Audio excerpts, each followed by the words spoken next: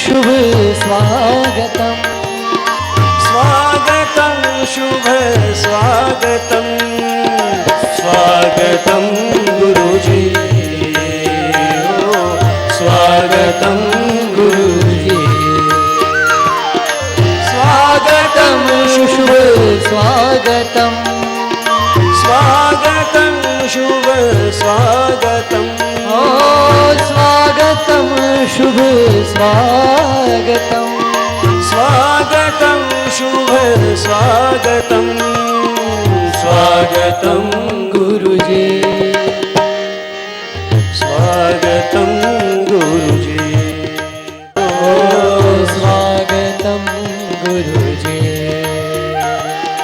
स्वागतं गुरुजी स्वागतम गुरुजी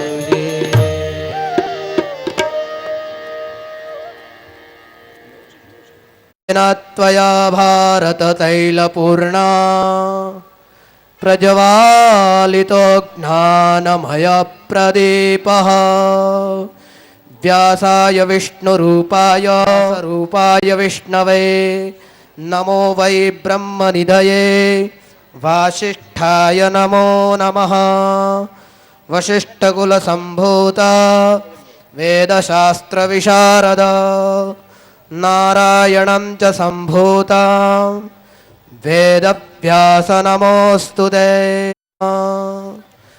गुरुर्ब्रह्मा गुरुर्विष्णु गुरुर्देवो महेश्वरः गुरुर्साक्षात् परब्रह्म तस्मै श्रीगुरवे नमः। इंदुतुषारहारधवला या शुभ्रवस्त्रावृता या वीणावरदण्डमण्डितकरा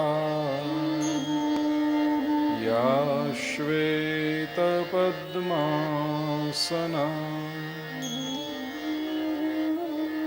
या ब्रह्माच्युतशङ्करप्रभृतिभिः देवैः सदा वन्दिता सा मां पातु सरस्वती भगवती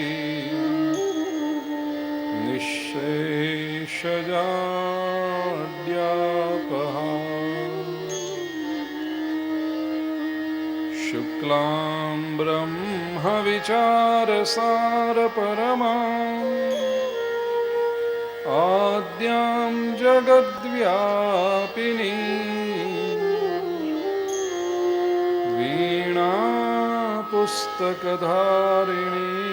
वीणापुस्तकधारिणीमभयदाम् जाड्यान्धकारापहा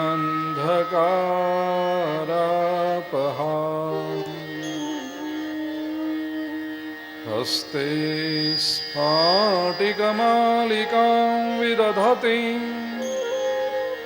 पद्मासने संस्थितां वन्दे तां परमेश्वरीं भगवतीं बुद्धिप्रदां शारदाम् वसुदेवसुतं देवं कंसचाणूरमर्दनं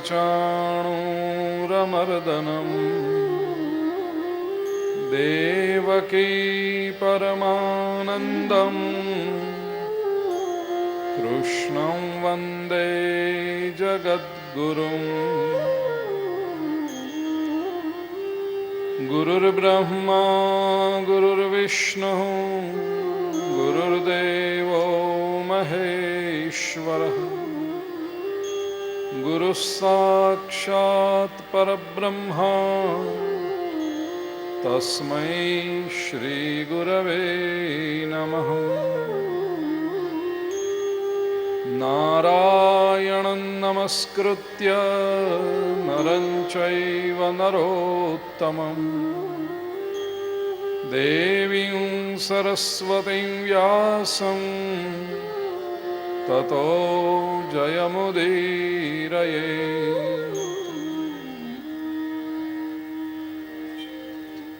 करारविन्देन पदारविन्दं मुखारविन्दे विनिवेशयन्तम् वटस्य पत्रस्य पुटे शयानं बालं मुकुन्दं मनसा स्मरामि। श्रीकृष्ण गोविन्द हरे मुरारे, हे नाथ नारायण वासुदेव। जिह्वे पिबस्वामृतमेतदेव गोविन्द दामोदर माधवेति। विक्रेतु कामाकिल गोपकन्या, मुरारिपादार्पितचित्तवृत्तिः। दध्यादिकं मोहवशाद्वोचद् गोविन्द दामोदर माधवेति। गृहे गृहे गोपवधूकदम्बा, सर्वे मिलित्वा समवाप्य योगम्। पुण्यानि नामानि पठन् गोविन्द दामोदर माधवेति। सुखं शयानानिलये निजेऽपि, नामानि विष्णोः प्रवदन्ति मर्त्याः।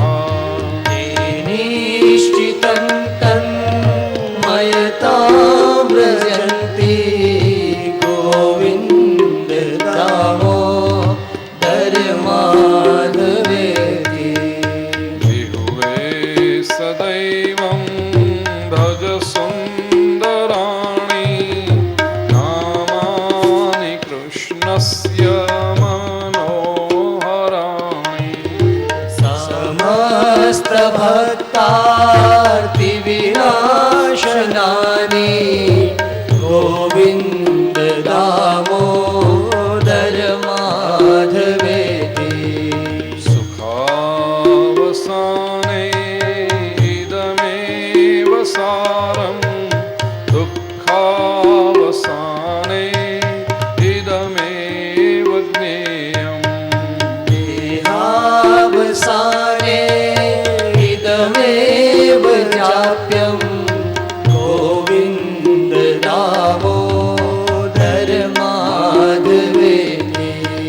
श्रीकृष्ण राधा वरगोकुलेश, गोपाल गोवर्धननाथ विष्णु। जिह्वे पिबस्वामृतमेतदेव गोविन्द दामोदर माधवेति। जिह्वे रसज्ञे मधुरप्रियात्वं, सत्यं हितं त्वां परमं वदामि। आवरणयेथा मधुराक्षराणि गोविन्द दामोदर माधवेति।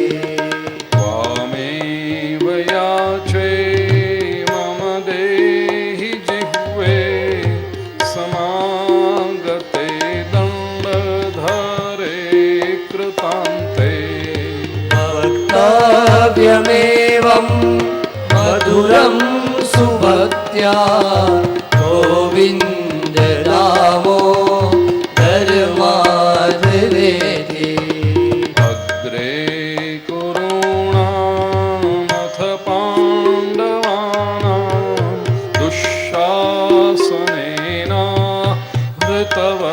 सहस्रकेशा तदा क्रोशदनन्यनाथा गोविन्द दावो धर्माधवेति विहाय निद्रामरुणोदये च विधाय कृत्यानि च विप्रमुख्याः वेदावसाने प्रपठन्ति नित्यं गोविन्द दामो धर्माधवेति आत्यन्तिकव्याधिहरञ्जनानां चिकित्सकं वेदविदो वदन्ति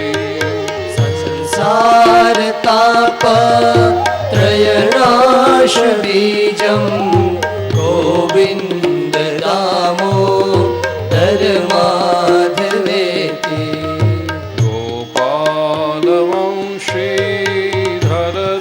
गोपालवंशीधररूपसिन्धो लोकेश नारायण दीनबन्धो उच्चस्वरे स्वं वद सर्वदेव गोविन्द दामो धर्माधवेति गोविन्द दामो धर्माधवेति गोविन्द दामो धर्माधवेति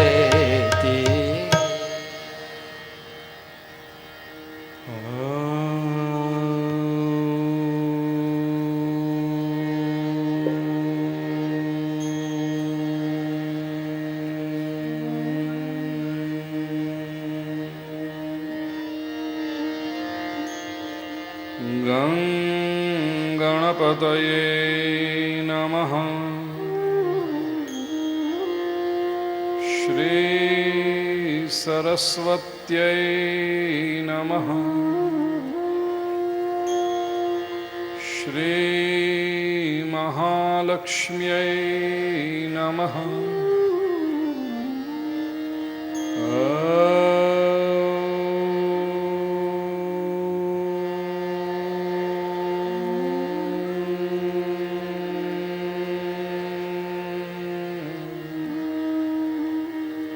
नमो भगवते वासुदेवाय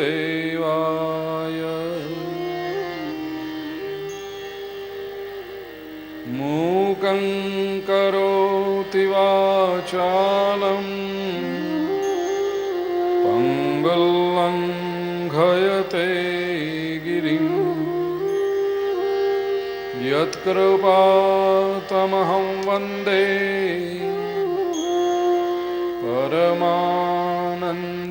परमानन्दमाधवम्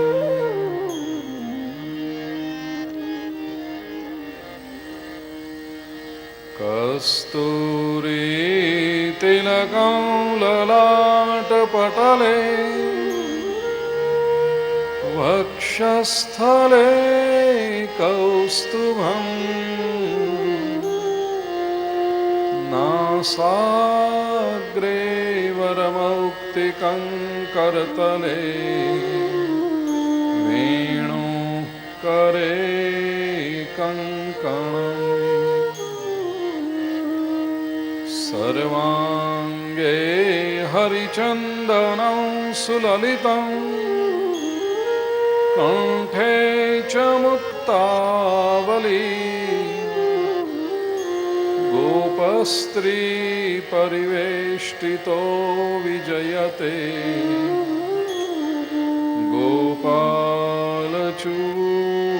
गोपालचूडामणि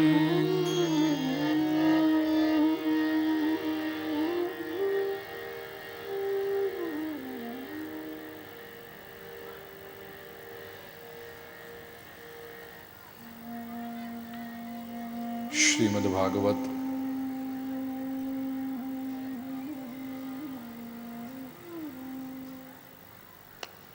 ना प्रथम स्कंदમાં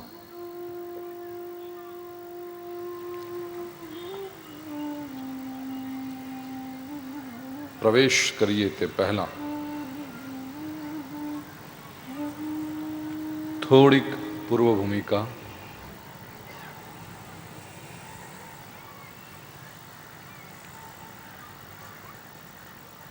શ્રીમદ ભાગવત એ કોઈ પુસ્તક માત્ર નથી, પણ પરમાત્માનું વાંગ્મયીન સ્વરૂપ છે.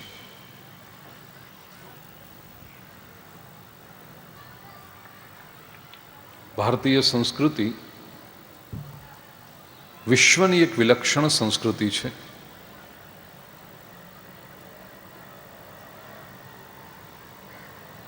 જે ગાયને માત્ર પશુ નથી માનતી, ભગવાનનું સ્વરૂપ માને છે. જે તુલસીને એક માત્ર છોડ નથી માનતી, ભગવાનનું સ્વરૂપ માને છે. આપણે એ સંસ્કૃતિના વારસદારો છીએ વાલા ભાઈઓ અને બહેનો.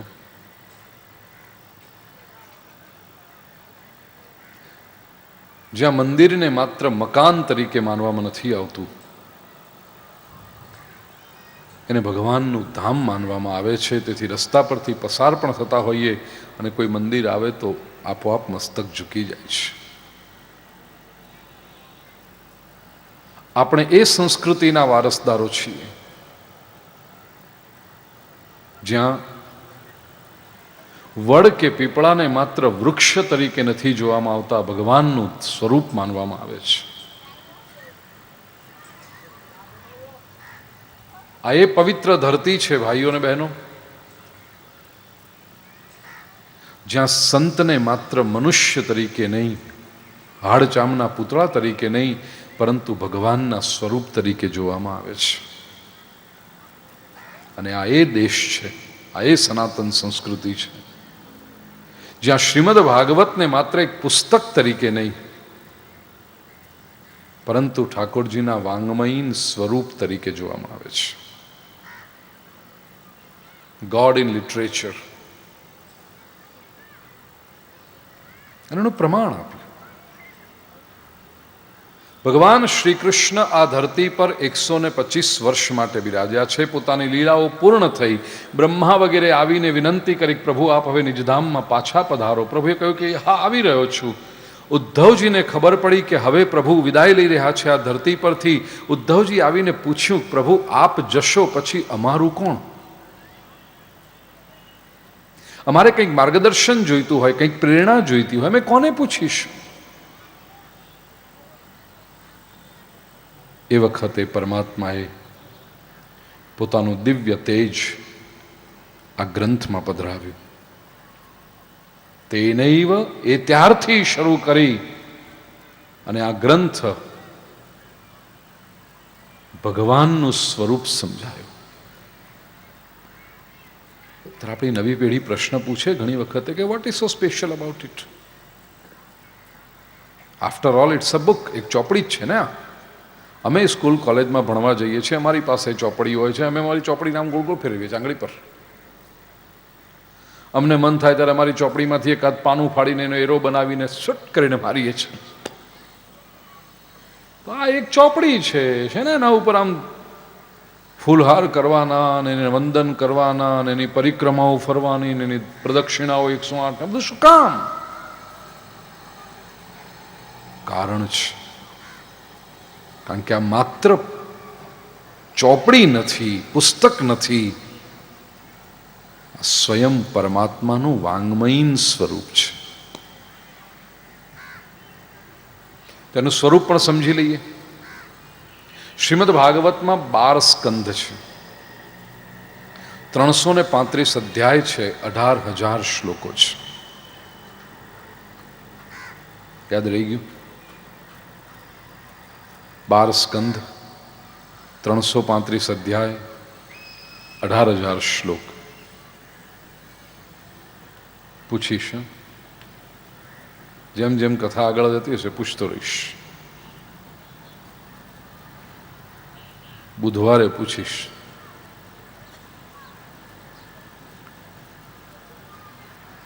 કોલેજમાં જેમ પ્રોફેસર શીખવે અને પછી પરીક્ષા લે, પણ સારા પ્રોફેસરો પરીક્ષા લેતા પહેલાં પોતે જે શીખવ્યું છે એ કેવી રીતે યાદ રાખવાનું એની ટેકનિક પણ આપે. જેને ફોન નંબર યાદ રહેતા હશે ને બહુ સરળતાથી યાદ રહી જશે. 12-335-18 કૃષ્ણનો ફોન નંબર, 12-335-18. એક જણે બહુ ડાયલ કર્યો, બહુ ટ્રાય કરી. મને આવીને કે ગુરુજી આ તો નંબર લાગતો જ નથી. મેં કહ્યું કૃષ્ણ કદાચ તમારા લોકલ નહીં હોય તો STD કોડ કહ્યું લગાડ 576. 5,76,000 અક્ષર છે આ ગ્રંથમાં. યાદ રાખજો, 12 સ્કંધ, 335 અધ્યાય, 18,000 શ્લોક અને 5,76,000 અક્ષરોવાળો આ ગ્રંથ. આટલું કયા પછી પણ આપણે તો યાદ રાખવાના ફાંફા મારવા પડે. પણ જૂના કાળમાં અમારી બહેનો બધા બહુ સરસ રીતે યાદ રાખતા.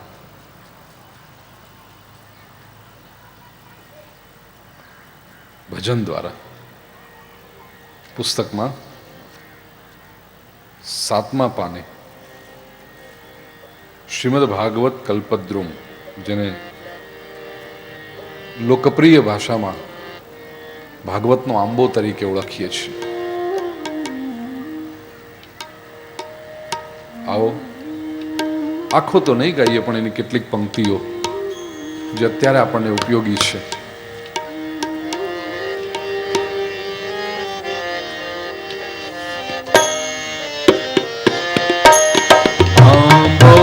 અખંડ ભુવનમાંથી ઉતર્યો, આંબો અખંડ ભુવનમાંથી ઉતર્યો. એ આંબો અખંડ ભુવનમાંથી ઉતર્યો, આંબો અખંડ ભુવનમાંથી ઉતર્યો. વ્રજ ભૂમિ માયાબાનો વાસ, સખી રે આંબો રોપિયો. આંબો અખંડ ભુવનમાંથી ઉતર્યો.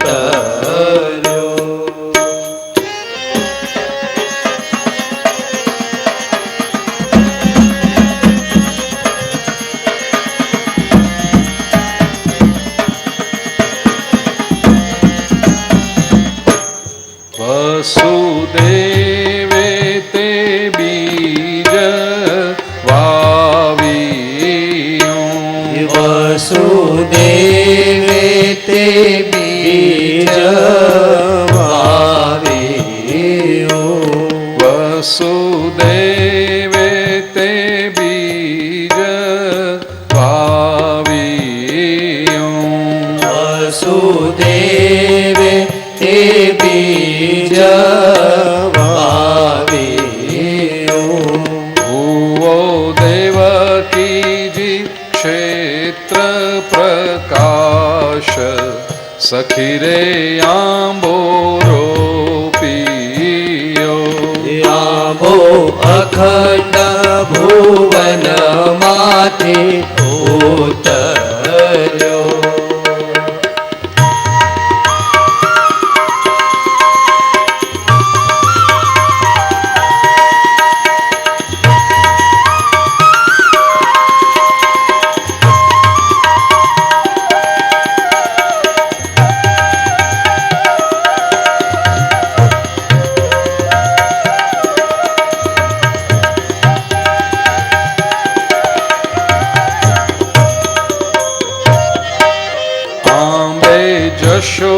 યશોદાજીએ જળ સિંચિયા,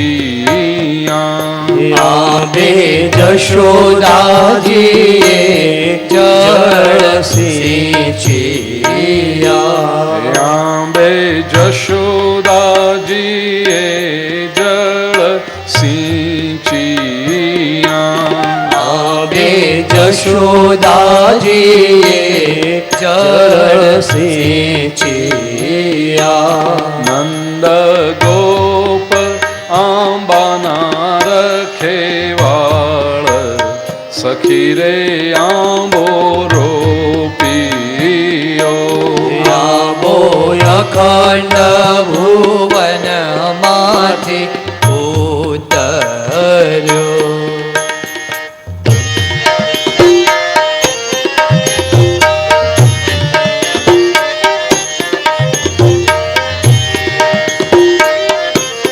સાતમી કડી જોઈશું હવે 7th સ્ટન્ઝા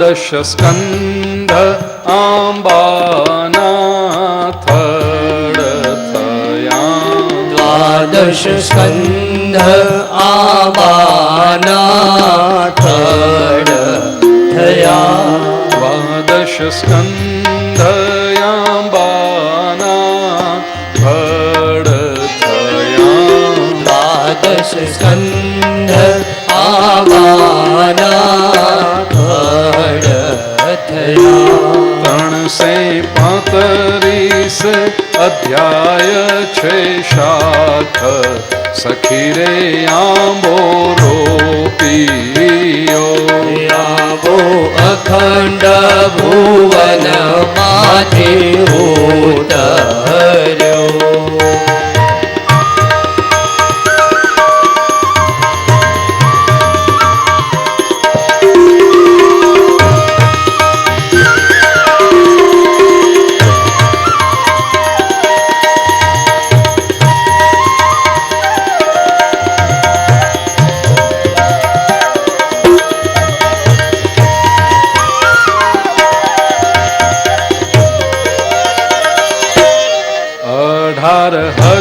શ્લોકની આંબે ઢાળીઓ 18,000 શ્લોકની આંબે ઢાળીઓ 18,000 શ્લોકની આંબે ઢાળીઓ 18,000 શ્લોકની આંબે ઢાળીઓ 576,000 અક્ષર આંબે પાન સખી રે આંબો રોપિયો આંબો અખંડ ભુવન માંથી ઉતર્યો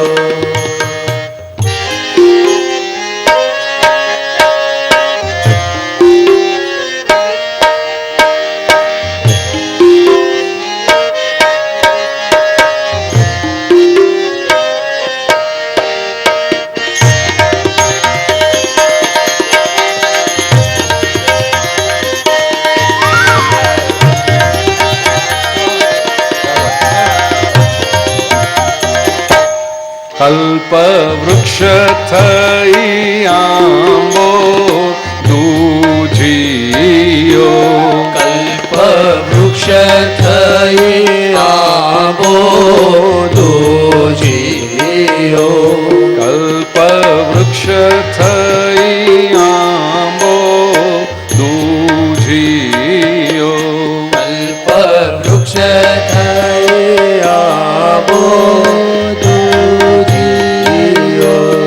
એની 14 ભુવનમાં છે છાય સખી રે આંબો રોપિયો હે આંબો અખંડ ભુવન માંથી ઉતર્યો આંબો અખંડ ભુવન માંથી ઉતર્યો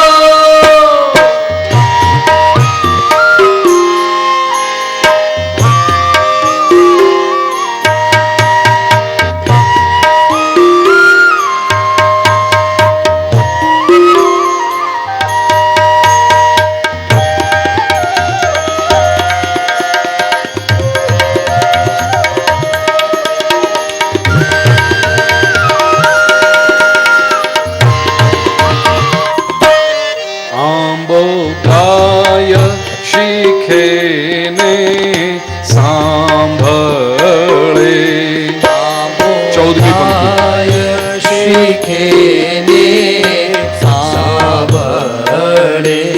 આંબો ગાય શીખે ને સાંભળે. આંબો ગાય શીખે ને સાંભળે. એનો ચરણ કમલમાં વાસ સખી રે આંબો રોપિયો. હે આંબો અખંડ ભુવનમાંથી ઉતાર્યો. હે આંબો અખંડ ભુવનમાંથી ઉતાર્યો.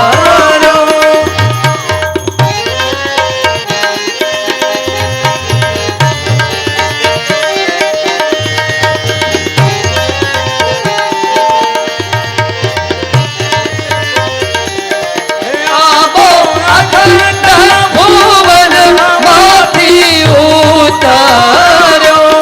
આંબો અખંડ ભુવનમાંથી ઉતાર્યો. 12 સ્કંદ, 335 અધ્યાય, 18,000 શ્લોક અને 5,76,000 અક્ષરનું આ એક કલ્પવૃક્ષ છે એમ સમજો. જે કોઈ એના આશ્રય બેસે છે, એનો આશ્રય લે છે, એના જીવનના બધા જ કાર્ય સફળ થતા હોય છે. ઈશ્વર કઈ રીતે, કયા માધ્યમથી કઈ કૃપા કરશે એ તો કૃપા થઈ જાય પછી સમજાય કે ઓ આ તો પ્રભુની કૃપા થઈ. ધારી નહોતી એને જ કૃપા કહેવાય ને. ધારી હોય તો ગણતરી કહેવાય. ધારી નહોતી અને કૃપા થાય છે. આવો આવા શ્રીમદ ભાગવતના 7 પ્રકારે અર્થ થાય છે. મહાપ્રભુજી શ્રીમદ વલ્લભાચાર્ય, કાલનો દિવસ બહુ પવિત્ર ભાઈ વૈષ્ણવો માટે. ચૈત્ર વદ 11 આવતીકાલે.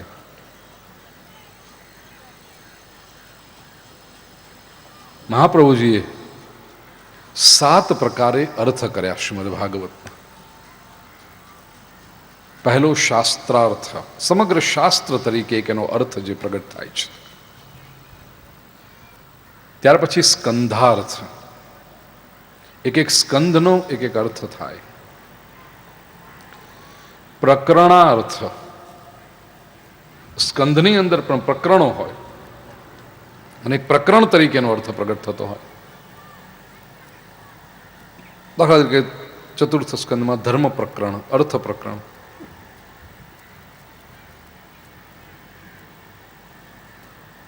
દશમ સ્કંદમાં તામસી લીલાઓ, રાજસી લીલાઓ, સાત્વિક લીલાઓનું પ્રકરણ, એટલે પ્રકરણાર્થ. ચોથું અધ્યાયાર્થ, એક એક અધ્યાયનો એક એક અર્થ થતો હોય. પાંચમું શ્લોકનો અર્થ થતો હોય, શ્લોકાર્થ. છઠ્ઠું શબ્દાર્થ, એક એક શબ્દનો અર્થ અલગ થાય. અને સાતમું કહ્યું અક્ષરાર્થ, એક એક અક્ષરનો અર્થ થાય. અને સાતે રીતે જો સમગ્ર ભાગવતનું અર્થઘટન કરવા જઈએ તો ઓછામાં ઓછા 70 વર્ષ થાય. તમને બધા ભગવાન ખૂબ લાંબુ આયુષ્ય આપે, પણ મને ખબર છે કે હવે મારી પાસે 70 વર્ષ નથી. એટલે 7 દિવસની અંદર આ કથાનો ક્રમ.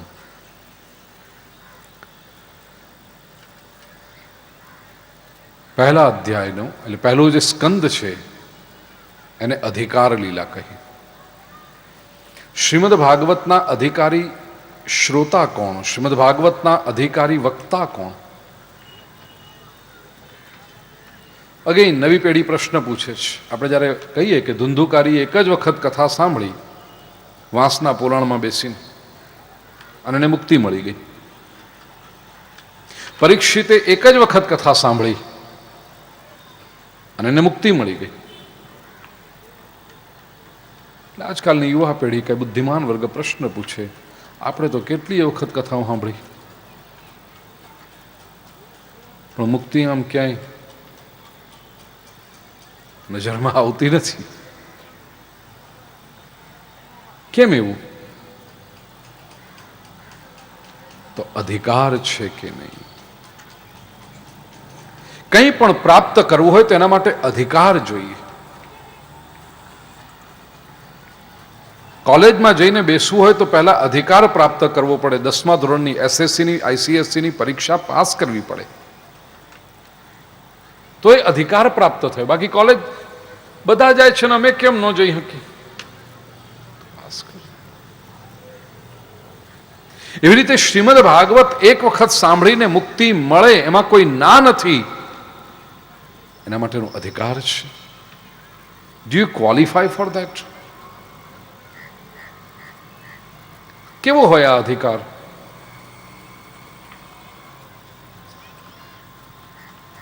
તો 3 પ્રકારના અધિકાર કયા: સાત્વિક અધિકાર, રાજસી અધિકાર અને તામસી અધિકાર. અલગ અલગ શ્રોતાઓના પ્રકાર છે, અલગ અલગ વક્તાઓના પણ પ્રકાર છે. વક્તા પણ તામસી હોઈ શકે, રાજસી હોઈ શકે, સાત્વિક હોઈ શકે. જો અધિકારી વક્તા હોય અને અધિકારી શ્રોતા હોય તો શ્રીમદ ભાગવતમાં શક્તિ છે કે આધુનિક યુગમાં પણ મને ને તમને એ મુક્તિ અપાવી શકે છે, अगर उनके सूत्रों को ठीक से समझा जाए.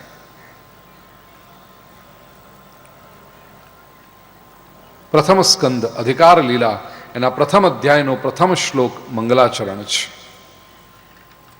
પુસ્તકમાં આપણી પાસે શ્લોક છે 56મા પાને 5મો શ્લોક. આપણે બધા સાથે આ શ્લોક ગાઈશું અને પછી ટૂંકમાં એનો અર્થ સમજીએ. जन्माद्यस्य यतोऽन्वयादितरतश्चार्थेष्वभिघ्नस्वराट् तेने ब्रह्महृदाय आदिकवये मुह्यन्ति यत्सूरयः तेजो वारिमृदां यथा विनिमयो यत्र त्रिसर्गो मृषा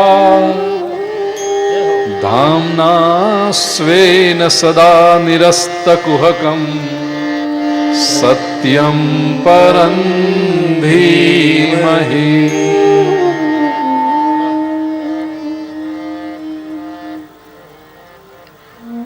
સૃષ્ટિ સમગ્રના જન્મ વગેરેના જે મૂળ કારણ છે, જન્માદ્યસ્ય યતઃ બ્રહ્મસૂત્રનું દ્વિતીય સૂત્ર, એનાથી શ્રીમદ ભાગવતનો આરંભ થયો.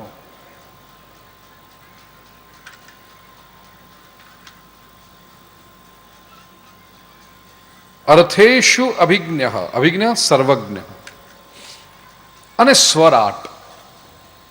કેવું છે આ બ્રહ્મ? તો એને પોતાનું તેજ છે.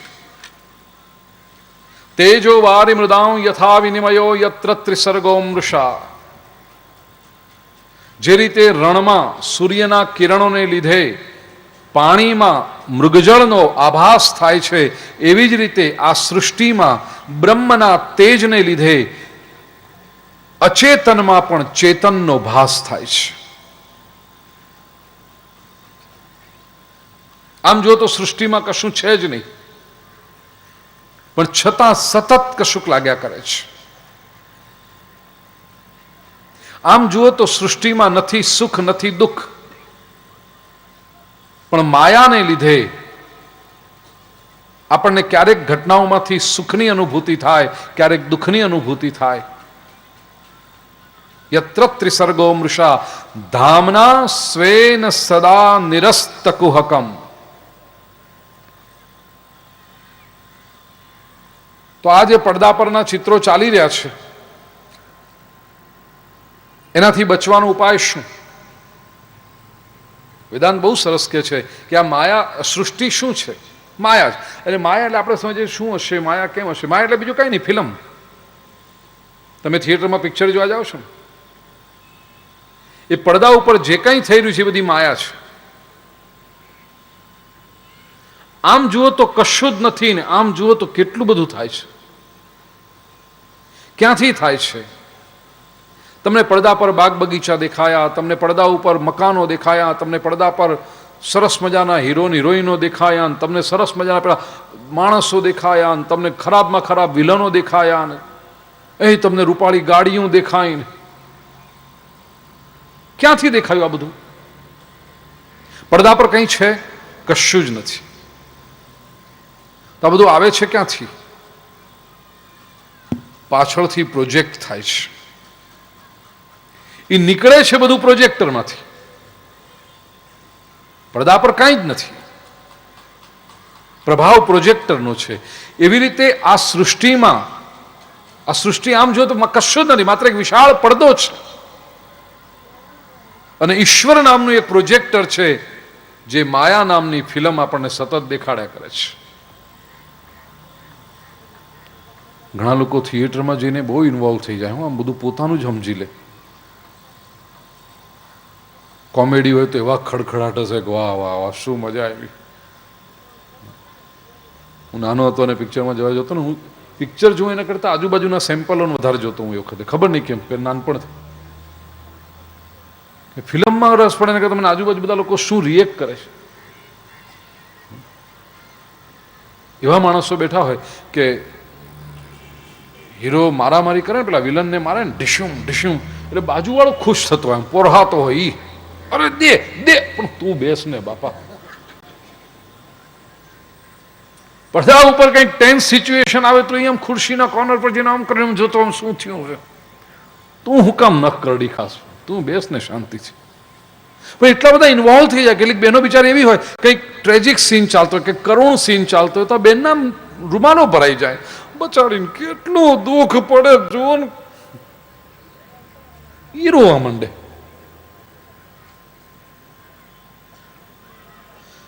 એ એક્ટિંગ કરતી વખતે પેલી હિરોઈને ગ્લિસરીન નાખીને આંસુ કાઢ્યા હશે, પણ એ જોઈને આ બેનને હાચા આંસુ નીકળવા માંડે છે. કેટલા બધા ઇન્વોલ્વ થઈ ગઈ. એને મતલબ કે બધું સાચું જ છે. આ સંસારમાં પણ ઈ જ થાય છે ભાઈ. પડદા ઉપર આ ત્રિલોકીનાથ પોતાના પ્રોજેક્ટરમાંથી માયાની ફિલ્મો પ્રોજેક્ટ કરે છે, અને આપણે બધા એટલા ઇન્વોલ્વ થઈ જઈએ છીએ. આપણને થાય કે બધું સાચું જ થઈ રહ્યું છે. કંઈ જ નથી. યત્ર ત્રિસર્ગો મૃષા. હવે આ માયાને બંધ કેવી રીતે કરવી? ફિલ્મને બંધ કેવી રીતે કરવી?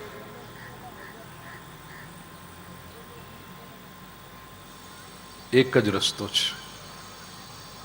પડદો હટાવી દે. પડદો ખેંચવી લે. પછી પ્રોજેક્ટર ભલે ને ગમે તેટલું નાખે, કાંઈ થાય. એ આ પડદાની ઉપર પડે છે તેથી માયા લાગે છે. જે ક્ષણે પડદો હટશે એ ક્ષણે કાંઈ નહીં રહે. એ રીતે આ સંસારની પણ જો માયાથી મુક્ત થવું હોય તો પડદો હટાવી લો. કેવી રીતે હટે આ પડદો? ધામના સ્વેન સદા નિરસ્તકુહકમ. ધામથી આ પડદો હટશે. કયું ધામ? ધામના સ્વેન. સ્વેન ધામના. સંસ્કૃત ભાષામાં ધામ શબ્દના બે અર્થ થાય. એક ધામ એટલે તેજ, અને બીજું ધામ એટલે નિવાસ. તો એ રીતે શ્રીમદ ભાગવતના પણ બે અર્થ થાય. ધામ એટલે જો તેજ અર્થ લઈએ તો શ્રીમદ ભાગવત જ્ઞાન પ્રધાન બને છે. ભગવાનનું તેજ જો આપણામાં આવે, ઈશ્વરીય તેજ જો આપણામાં આવે, તો પછી માયાનો પડદો રહે જ નહીં.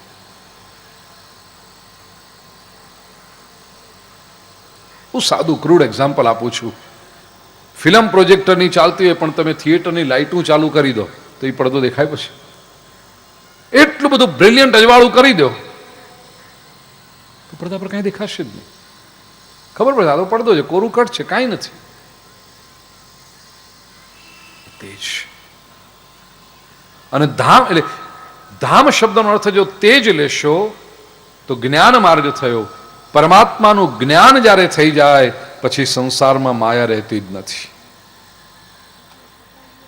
અને ધામ શબ્દનો બીજો અર્થ છે નિવાસ. આપણે મકાનને નામ આપીએ વ્રજધામ, ગોકુલધામ, ગુરુધામ, માતૃધામ, પિતૃધામ. ધામ શબ્દનો અર્થ જો નિવાસ લઈએ તો શ્રીમદ ભાગવત ભક્તિ પ્રધાન ગ્રંથ બને છે. જેદી મારા તમારા હૃદયના પડદા ઉપર ઠાકોરજી નિવાસ કરશે, પરમાત્માનો નિવાસ થયો, એ પછી સંસારમાં કોઈ માયા રહેતી જ નથી. ધામના સ્વેન સદા નિરસ્તકુહકમ સત્યમ પરમ ધીમહિ. એ પરમ સત્યનું અમે ધ્યાન કરીએ છીએ. We meditate upon the supreme truth. We meditate upon the ultimate reality.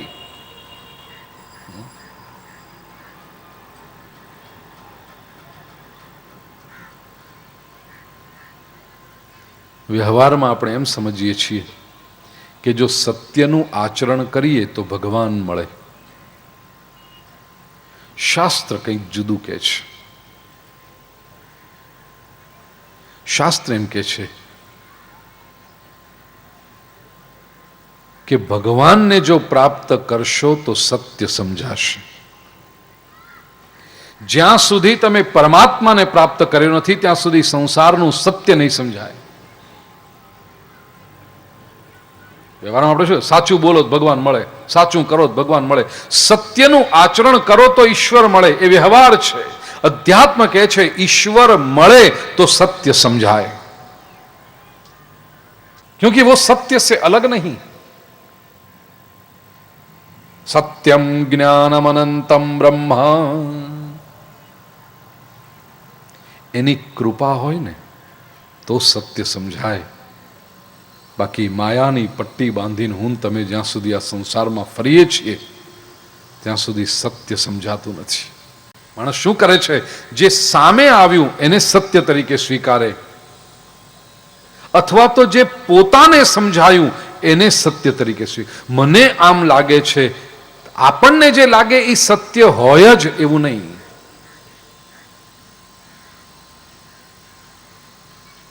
એક જંગલમાં હાથી હતો અને એની આજુબાજુ 5-7 આંધળાઓ ભેગા થયા. આંધળાઓ હાથીને જોઈ તો શકે નહીં, સ્પર્શ કરે નક્કી કરતા હતા કે હાથી કેવો હશે. એક આંધળાનો હાથ પૂંછડી પર હતો, એ કે હાથી તો ટૂંકી દોરી જેવો છે. બીજાનો હાથ હાથીના શરીર પર હતો તો કે ઓ હાથી તો મોટી કોઠી જેવો છે, પીપ જેવો. ત્રીજાનો હાથ પગ ઉપર હતો હાથીના તો કે હાથી તો થાંભલા જેવો છે. ચોથાનો હાથ એના દંતશૂળ પર હતો, હાથી તો કે કડક લાકડા જેવો છે. પાંચમાનો હાથ એની સૂંઢ પર હતો તો કે હાથી તો લાંબો દોરડા જેવો છે, જાડા જાડા. और ये पांचों झगड़ने लगे. પેલો પૂંછડી વાળો કે અરે ટૂંકી દોરી જેવો છે, થાંભલા જેવો તને ક્યાંથી લાગે, કઈ ભાન પડે તને? અને જેનો હાથ થાંભલા ઉપર પગ ઉપર હતો એ કે થાંભલા જેવો છે, ટૂંકી દોરી તને ક્યાં લાગી? આમાં અક્કલ નથી તારામાં કઈ. શરીર વાળો તો કે ઓ મોટી કોઠી જેવો છે, આમાં દોરી થાંભલો છે જ ક્યાં? ઝઘડને લગે આપસ. ક્यों? કારણ કે દરેકને એમ લાગતું હતું હું ખોટો હોઈ શકું. આ દેખા રહ્યો હાથી, આ જુઓ, આ મમ સત્યમ, હું જે જાણું છું એ જ સાચું, મને જે લાગે છે એ જ સાચું. આ તકલીફ છે. આમનાથી થોડેક દૂર એક આંખો વાળો માણસ ઉભો તો હસતા હસતા નજીક આવીને પેલા શાંત પડ્યા. અરે ઝઘડો માં અંદર અંદર. હાથી માત્ર દોરડી જેવો નથી, હાથી માત્ર થાંભલા જેવો નથી, હાથી માત્ર કોઠી જેવો નથી. હાથીમાં આ બધું જ છે અને ઉપરાંત પણ છે.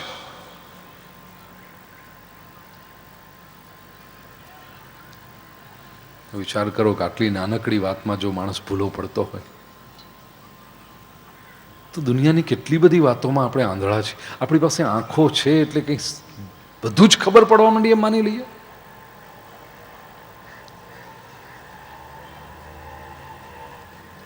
અકબર બાદશાહના દરબારમાં એક વખત પ્રશ્ન આવ્યો कि सच और झूठ के बीच में अंतर कितना है. કહ્યું સત્ય ને જૂઠ હોય તો કદી ભેગા થાય જ નહીં. એ તો way apart, 180 degrees apart, diagonally opposite. એ બે કદી ભેગા થાય જ નહીં, શક્ય જ નથી. રાત દાડાનો ફરક. બિરબલ પાસે જ્યારે પ્રશ્ન આવ્યો કે સત્ય અને જૂઠમાં ફરક કેટલો, બિરબલ કે છે બાદશાહ 4 આંગળનો ખાલી. 4 આંગળ? હા. કઈ રીતે? બિરબલે કહ્યું બાદશાહ આ રીતે. આંખ અને કાન વચ્ચેનો ફરક કેટલો છે? 4. कान से जो सुना है वो झूठ है, आंखों से जो देखा है वही सही है. દુનિયામાં મોટા ભાગની વાતો આપણે સાંભળ્યું છે કરતા હોઈએ છીએ. એનાથી આગળ એક પગથિયું ચાલીને હું આપને કહીશ કે કઈ બાર આંખોं से देखा भी झूठ हो सकता है. તમે કહો મારી સગી આંખે જોયું, એ ખોટું હોઈ શકે. સત્ય બહુ ગહન વસ્તુ છે.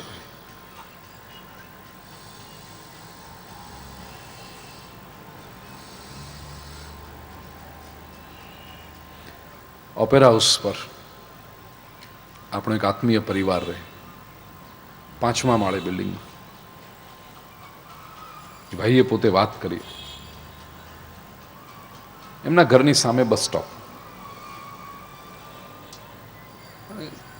8, 8:30 ઓફિસેથી ઘરે આવે, હાથ પગ ધોઈ ફ્રેશ થઈ જમી કરી 9:30, 9:45 વાગે જરાક બાલ્કનીમાં ઊભા રહે. દ્રશ્ય એક વખત એમણે જોયું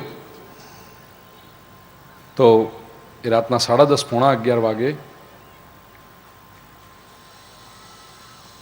22-24 વર્ષની કોઈ કન્યા, કોઈ સ્ત્રી બસ સ્ટોપ પર ઊભી હતી અને 15 મિનિટ ઊભી હશે, 11:15 જેવું થયું, બસ આવી. બસમાંથી એક જુવાન નીચે ઉતર્યો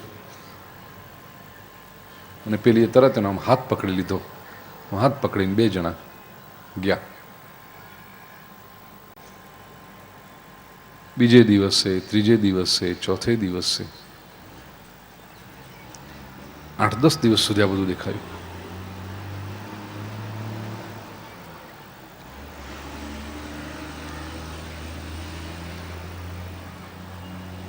દસ 12 દિવસ પછી એવું થયું કે ભાઈ પોતે મોડા પડ્યા અને એ જ્યારે બસમાં આવ્યા, યોગાનુયોગ કે એ જ બસમાંથી એમને પણ ઉતરવાનું થયું. એટલે દૂરથી જોયું કે પેલી ઊભી છે. પોતે પાછળથી ઉતરી ગયા, પણ આગળથી પેલો જુવાન ઉતર્યો અને જેવો જુવાન ઉતર્યો એટલે હાથ પકડ્યો. હાથ પકડીને પેલી જે સ્ત્રી હતી એ બોલી, ભાઈ સંભાળજે, હા, અહીંયા એક પગથિયું ચડવાનું છે. પેલા નજીક ગયા, જોયું તો બસમાંથી જે ઉતરતો હતો એ જુવાન અંધ હતો. પાસે જઈને પૂછ્યું, કોણ છો?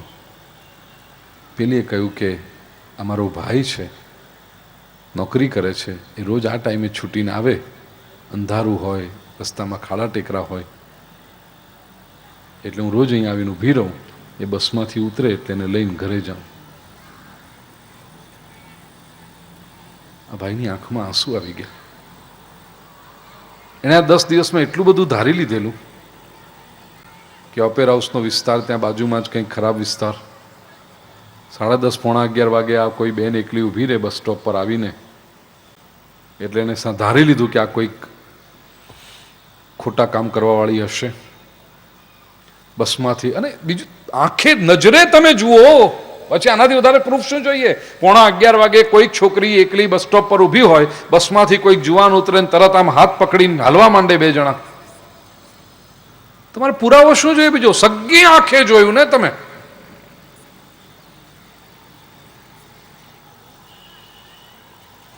એ ભાઈએ મને વાત કરી, મને કે ભાઈ કેટલો અન્યાય કરી દીધો મેં બેનને. કીધું કંઈ વાંધો નહીં, 10 દિવસમાં તમને સમજાય તો. મને કે નહીં, હું એનાથી વધારે વિચાર કરતો. ધારો કે આ 5-7 દિવસ મેં એને જોઈ હોત અને યોગાનું એક એવું થયું કે ધારો કે એ દીકરીની ક્યાંક વાત ચાલતી હોય સગાઈની, અને આ વિસ્તારમાં રહે, એટલે એ પક્ષવાળા પૂછે કે ભાઈ તમે ઓપેરા હાઉસમાં રહો છો ને આ માગું આવ્યું છે એ પણ ઓપેરા હાઉસમાંથી છે, ફોટો બોટો બતાવે કે આ છોકરીને તમે ઓળખો છો કેવી. એ 5-7 દિવસમાં જે મેં જે ઓપિનિયન એના વિશે બાંધી લીધો હતો કે આ છોકરી આવી હશે, અને એ વખત જો મને કોઈ ફોટો બતાવે કે આ કેવી, તો હું તો એમ જ કહી દઉં ને, પડાય નહીં હો, આમાં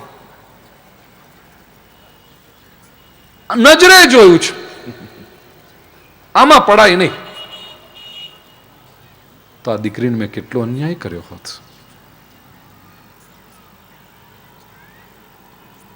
સત્ય બહુ ગહન વસ્તુ છે. શ્રીમદ ભાગવતકાર ગ્રંથના આરંભે સંકલ્પ કરે છે, સત્યમ પરમ ધીમહિ, પરમ સત્યનું અમે ધ્યાન કરીએ છીએ. આ પરમ સત્ય એટલે the ultimate truth, the supreme reality,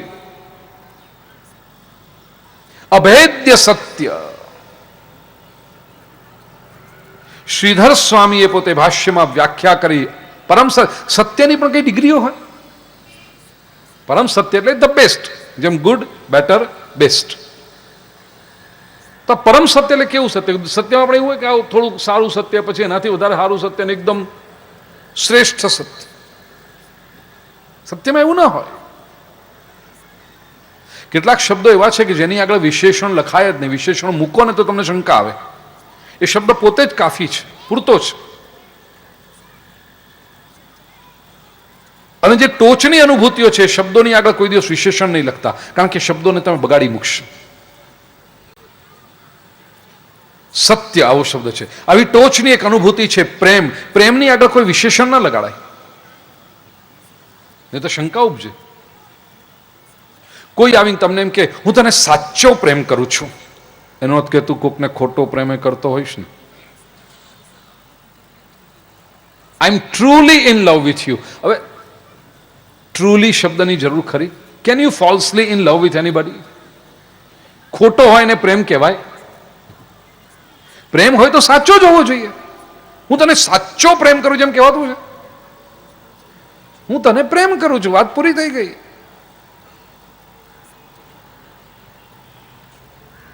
બજારમાં બોર્ડ માર્યું હોય, અમારે ત્યાં ચોખ્ખું ઘી મળશે. આ ચોખ્ખું ઘી એટલે કેવું ઘી? ઘી એટલે ઘી.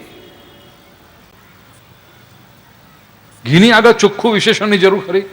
પણ બીજા લોકો ભેળસેળ કરે ને એટલે અમારે કેવું, એટલે એની બાજુ વાળો કે અમારે ત્યાં 100% ચોખ્ખું ઘી મળશે. આ 100% ચોખ્ખું ઘી એટલે કેવું? 16 કિલોના ડબ્બામાં તમે 100 ગ્રામ પણ ભેળસેળ કરી એટલે બગડ્યું. પછી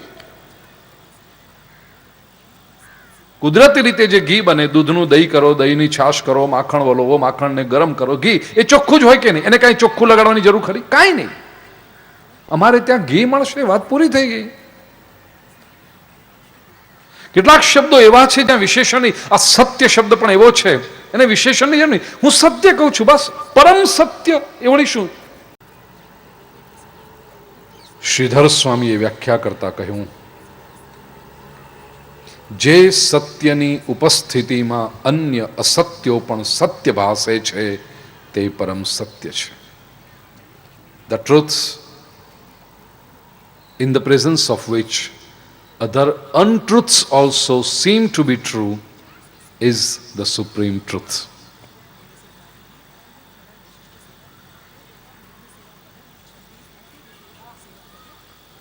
હંમેશા હું દ્રષ્ટાંત આપું લાઇટનો બલ્બ.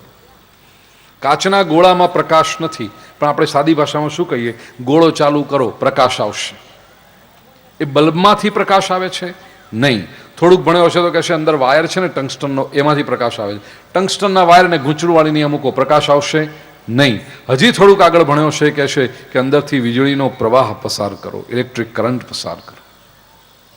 એ ઇલેક્ટ્રિક કરંટ તે પરમ સત્ય, જે પોતે દેખાતો નથી, પણ એને લીધે બધું દેખાય છે. સત્યમ પરંધિ, એ પરમ સત્યનું ધ્યાન કરવાનું છે. સાચો ધર્મ એ જ છે ભાઈ. ધર્મ એટલે તમે કેવા ટીલા ટપકા કરો છો ને કેવી કંઠી માળાઓ પહેરો છો ને કેટલી કંઠીઓ પહેરો છો ને કયા મંદિરમાં જાઓ છો ને કયામાં નથી જતા ને કયા પ્રસાદ ખાઓ છો ને કયા નથી ખાતા ને. કોઈ ધર્મ આટલામાં જ એ કરી નાખ્યું. આ બધી વાતોને ધર્મ સાથે કાંઈ લેવા દેવા નથી. ધર્મ એટલે માણસનું ઘડતર. ધર્મ એટલે માણસની માનવતા તરફની યાત્રા. એ ધર્મ છે.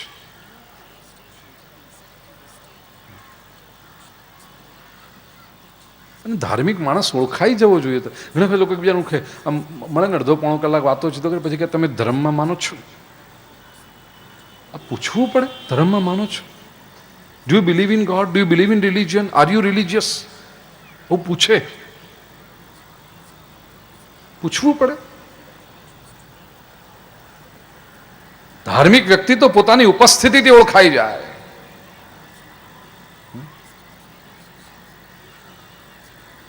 કોઈ માણસને તમે એમ પૂછો જમો ખરા કે નહીં, પાણી પાણી પીઓ, શ્વાસ લો કે નહીં, ચાલે એમ ન? એવું પૂછીએ આપણે કોઈ દિવસ? તો ધર્મ વિશે પૂછાય? તમે ભગવાનની ભક્તિ કરો એવું પૂછાય? અને હદ તો એનાથી આગળ ત્યારે આવે પછી પાછા પૂછે તમે કયા વાળા, તમે કયા ધર્મના? અમે માનવ ધર્મના. હું માનવી માનવ થાઉં તો ઘણું.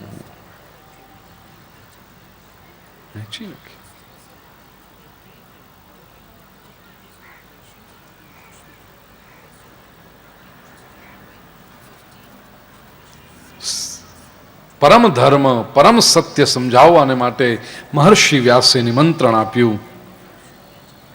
ત્રીજા શ્લોકમાં નિગમ કલ્પતરોર્ગલિતમ ફલમ શુકમુખાદમૃતદ્રવ સંયુતમ પિબત ભાગવતમ રસમાલયમ મુહુરહો રસિકા ભુવિ ભાવુકા. આવો શ્રીમદ ભાગવતનું પાન કરો, ભાગવત રસનું પાન કરો. જેના પુણ્ય જાગૃત થયા હશે એ જ શ્રીમદ ભાગવતને એકાગ્રતાથી અને શ્રદ્ધાથી સાંભળી શકશે. જન્માંતરે ભવેત પુણ્યમ તદા ભાગવતં લભેત. અને જેના પુણ્ય જાગૃત નહીં થયા હોય ભાગવતના મંડપમાં બેસીને ભરત ગૂંથણ કરશે. હા, આમ ફરો.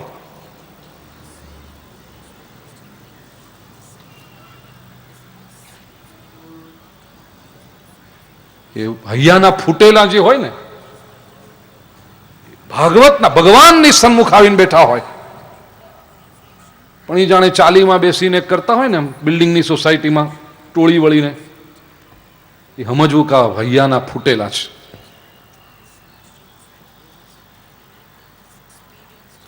પુણ્ય જેના જાગૃત થયા હોય એ એકાગ્રતાથી કથાનું શ્રવણ કરી શકે.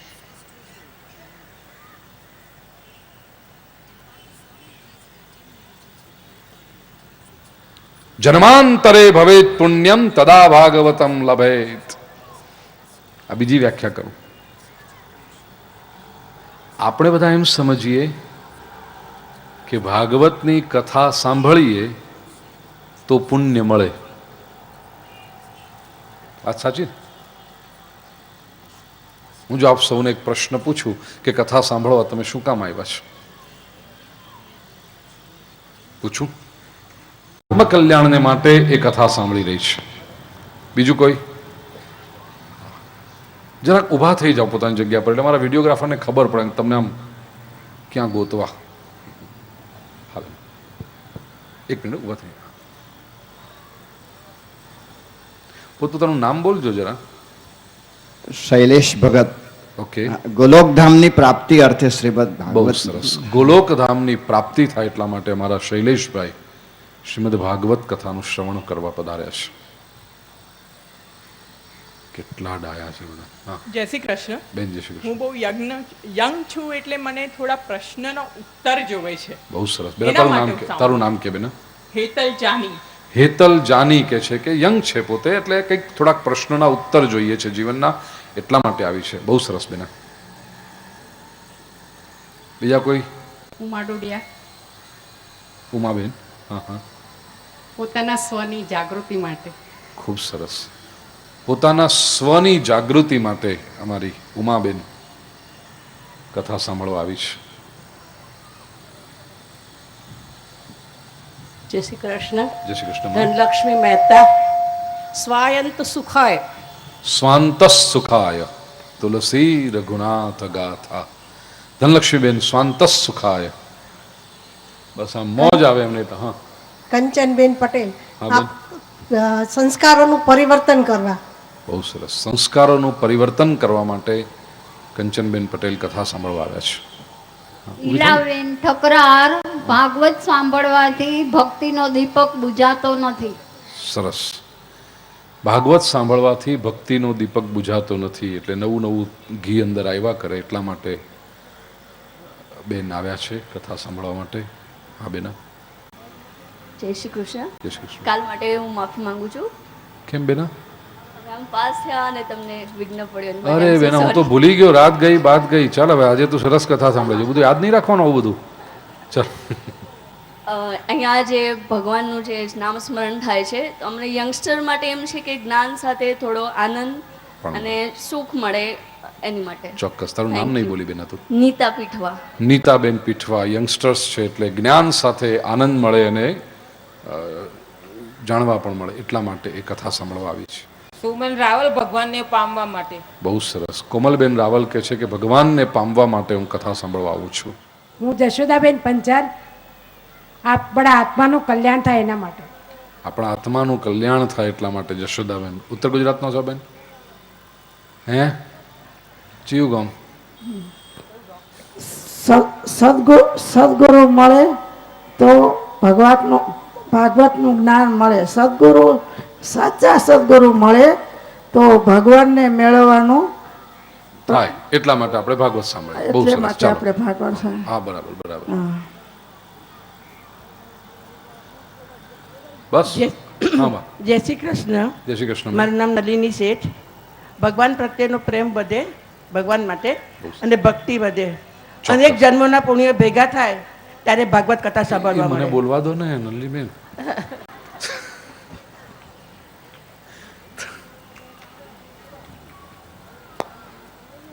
ના ત્યાં અરે ભાઈ આજે નારાયણને 2 રોટલી વધારે જમાડજો, જે જમાડવાના હોય. બહુ દોડ્યા જુઓ મેદાનમાં.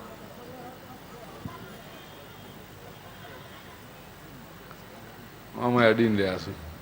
ચંચળબેન દેસાઈ. સ્વદોષ દર્શન માટે હું ભાગવત સાંભળું છું. વાહ. ચંચળબેન દેસાઈ સ્વદોષ દર્શન માટે, પોતાની ભૂલો શું છે ખબર પડે એટલા માટે. મારા ચંચળબેન. હા ભાઈ. ગિરીશભાઈ વ્યાસ વાત કરું છું. એક ઘડી આધી ઘડી આધી કી પુનિયાદ સાધુ તુલસી સંગત સાધુ કી કટે કોટો અપરાધ. એટલા માટે કરે છે. આ દોહો એમને આવડે છે એટલા માટે કથા સાંભળવા આવ્યા છે.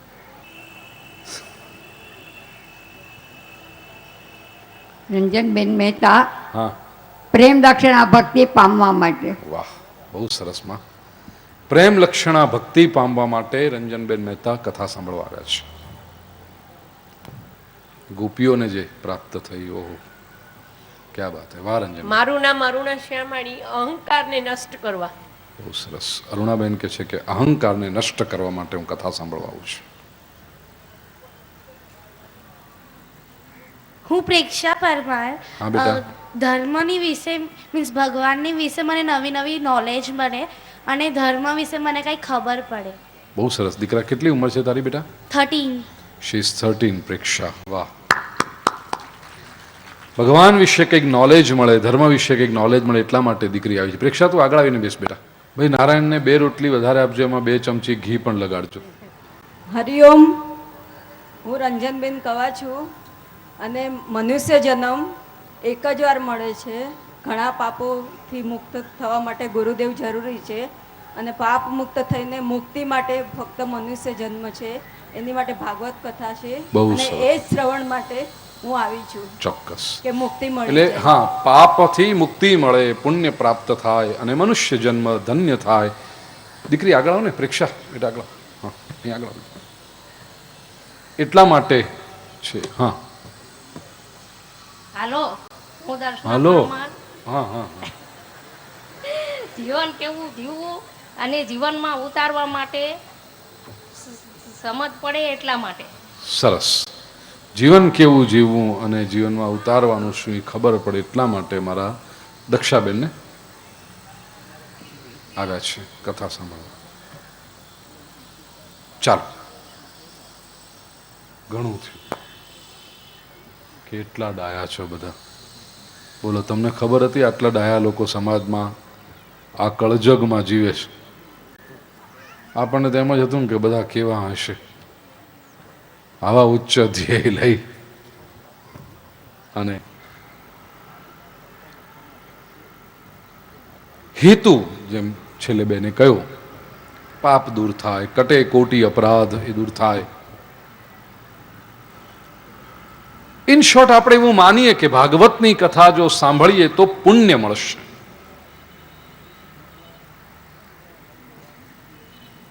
ભાગવત કંઈક જુદું કે છે, પુરાણ કંઈક જુદું કે છે. એમ કે છે કે જન્માંતરે ભવેત પુણ્યમ તદા ભાગવતં લભેત. ભાગવત સાંભળીને પુણ્ય મળે એ તો રામ જાણે, પણ એક વસ્તુ નક્કી છે, પુણ્ય હોય તો ભાગવત સાંભળવા મળે.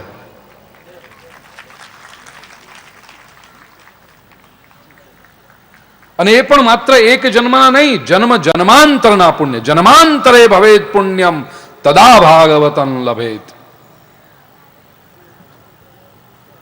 હકીકત છે. જ્યાં સુધી મનુષ્યના આંતરિક સંસ્કાર, જ્યાં સુધી મનુષ્યની ભીતરની સાત્વિકતા જાગૃત થતી નથી, ત્યાં સુધી મનુષ્ય ક્યારેય ભગવાન તરફ આવતો જ નથી. અને ઈશ્વરે આપેલી સ્વતંત્રતાને કારણે આ થયું છે. આ ફ્રીડમ પણ તમને ભગવાને આપી, કે ભગવાને સર્જન કર્યું, ભગવાને શરીર આપ્યું, ભગવાને મન આપ્યું, ભગવાને બુદ્ધિ આપી અને સાથે સ્વતંત્રતા આપી. મારાથી દૂર જવું જ જા. ઈશ્વરે આપેલી સ્વતંત્રતા છે, પણ એ સ્વતંત્રતાનો જેણે સદુપયોગ કર્યો, શરીર, મન, બુદ્ધિ, સંપત્તિ, સંબંધો, આ બધું જ સારા રીતે ઉપયોગ કર્યું અને ઈશ્વરની સમીપ આવવાનો જેણે પ્રયાસ કર્યો, એ ભાગવત શ્રવણ તરફ આવી શકે. બાકી એવા લોકો, મારે એક સૌરાષ્ટ્રના સંત, સૌરાષ્ટ્રના એક સંત, ખૂબ સાત્વિક, 2-3 વર્ષ પહેલા એમણે દેહ છોડ્યો.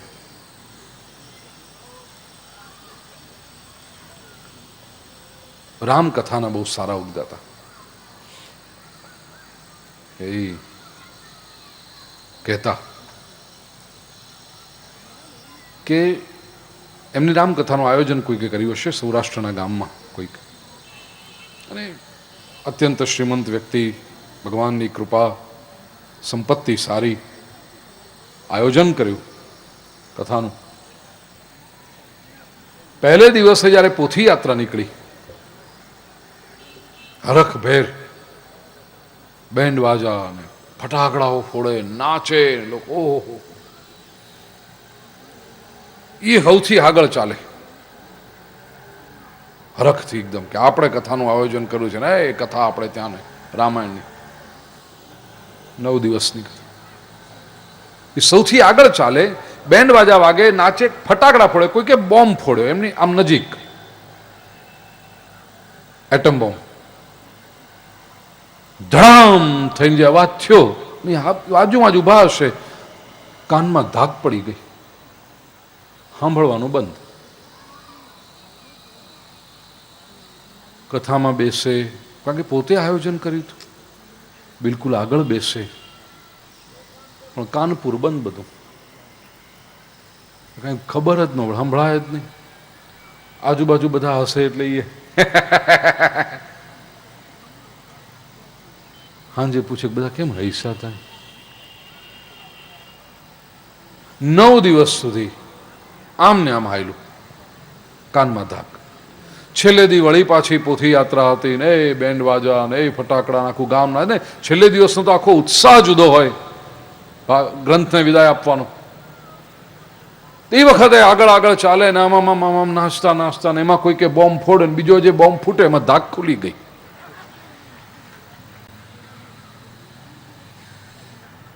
કથાના જ 9 દિવસ કેવા ભાગશાળી બોલો. પોતે આયોજન કર્યું, પોતે જન્માંતરે ભવેત પુણ્યમ, જન્મ જન્માંતરના પુણ્ય હોય ત્યારે શ્રીમદ ભાગવતનું શ્રવણ થઈ શકે છે, નહીં તો નથી થતું. એક રાઈટ એટીટ્યુડ ઉભો થવો જોઈએ. કોઈ પણ વસ્તુ તમે ક્યારે એન્જોય કરી શકો, કોઈ પણ વસ્તુમાંથી તમે લાભાન્વિત ક્યારે થઈ શકો, when can you benefit from something. જો એ રાઈટ એટીટ્યુડ, આજની ભાષામાં ઘણા બધા યંગસ્ટર્સ છે તો કહું નહીં, ઘણા લોકોને સરસ મજાનો કોઈ રિંગટોન આપણને ગમે કે તારો રિંગટોન બહુ સરસ છે, આપને કે બ્લૂટૂથ ઓન કર, એ બ્લૂટૂથ ઓન કરીને મળે. એ શું થાય કે એ બંનેનું પેરિંગ થાય. શું કે પેરિંગ જ કે એકબીજાને મેચ થવું જોઈએ મળે. ઘણી વખત કંઈક ટેકનિકલ ખામી એવી ઊભી થાય કે મેચિંગ થાય જ નહીં બે ઇન્સ્ટ્રુમેન્ટનું. પેલો મોકલે, આનામાંથી સેન્ડિંગ થાય પણ પેલામાં રિસીવ થાય જ નહીં. કેમ? કારણ કે એ ફ્રીક્વન્સી મેચ નહીં થઈ એની. શ્રીમદ ભાગવત કથામાં બેસીને પણ, અહીંયા આવીને પણ જો એ ફ્રીક્વન્સી મેચ નહીં થઈ ગઈ હોય, એ જ્યાં સુધી મેચિંગ નહીં થઈ ગયું હોય, તો અહીંયા બેઠા છતાં પણ બધું ઉપરથી વહી જાય. વરસાદ વરસતો હોય પણ પાત્ર જો ઊંધું પડ્યું હોય તો એક ટીપું પાણી અંદર ન જાય. પણ જો એ પાત્ર સીધું હશે તો છલકાઈ જાય. વરસાદને કોઈ ફરક નથી પડતો, વરસાદ તો વરસી રહ્યો છે, पात्र को बहुत फर्क पड़ जाता है, छलकाई जाए છે. ને એ પાત્રતા ઊભી કરવાને માટે પુણ્ય જોઈએ છે. ભાગવતના પરિણામે પુણ્ય મળશે એ તમે માનો છો. શાસ્ત્ર એમ કહે છે કે પુણ્યના પરિણામે શ્રીમદ ભાગવત પ્રાપ્ત થાય છે. તો અત્યારે જેટલા લોકો શ્રવણ માટે આવીને બેઠા છો ને, આપને વ્યાસપીઠ પરથી બાંયધરી આપું, તમારા પુણ્ય જાગૃત થયા છે માટે તમે અહીં આવીને બેઠા છો. और ये शब्द मैं नहीं बोल रहा, હું કોણ છું તમને એવી કોઈ બાંયધરી આપવા વાળો? આ શરીરની શું યોગ્યતા એવી? शास्त्र के आधार पर मैं ये कह रहा हूं. પુણ્ય જાગૃત થયા છે તેથી તમે આવ્યા છો. તમે ભાગ્યશાળી છો તેથી તમે આવ્યા છો. અને કોક વળી હજી આમ વાંક દેખા હોય ને એમને એમ કે તો હવે અમને હાથ દાડા કથા કેવી એટલે અમને તો હારું લગાડવું જ પડે ને. એવી ખાંડ ન ખાઓ બાપલિયા. તમને હારા લગાડવાના હોય, હાથ દીપ તમારા મોઢા નથી જોવા, તમને હું હારા લગાડે એવું નહીં. હા,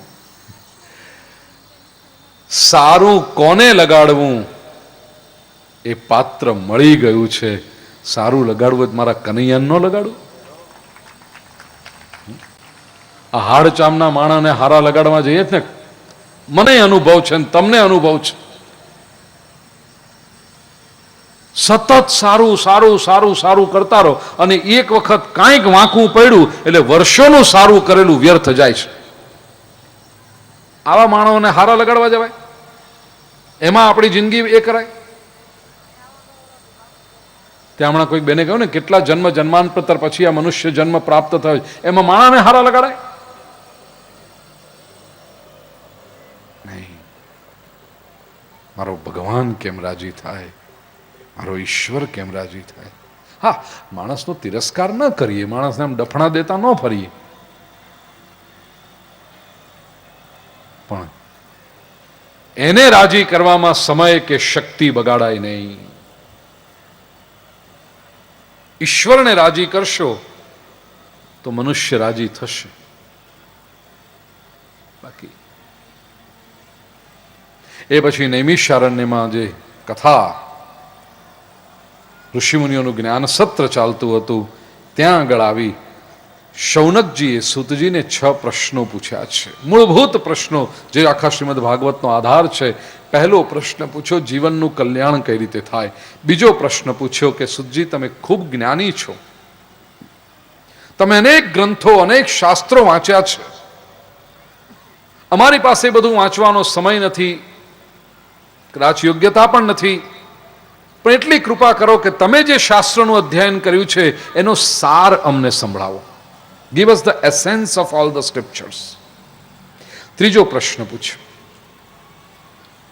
કે એ જે સાર સંભળાવો એવી રીતે સંભળાવો કે અમને ભગવાન કૃષ્ણ પ્રત્યે પ્રેમ નિર્માણ થાય. ત્યાંથી જે રંજનબેને કહ્યું ને કે પ્રેમ લક્ષણા ભક્તિ પ્રાપ્ત, ભાગવતનો હેતુ છે બેના, તમારો ખૂબ સરસ હેતુ એ કથા સાંભળવાનો. અમને ભગવાન પ્રત્યે પ્રેમ નિર્માણ, એટલા માટે મારે સાંભળવી છે કથા. અમને હરિવાલો લાગે.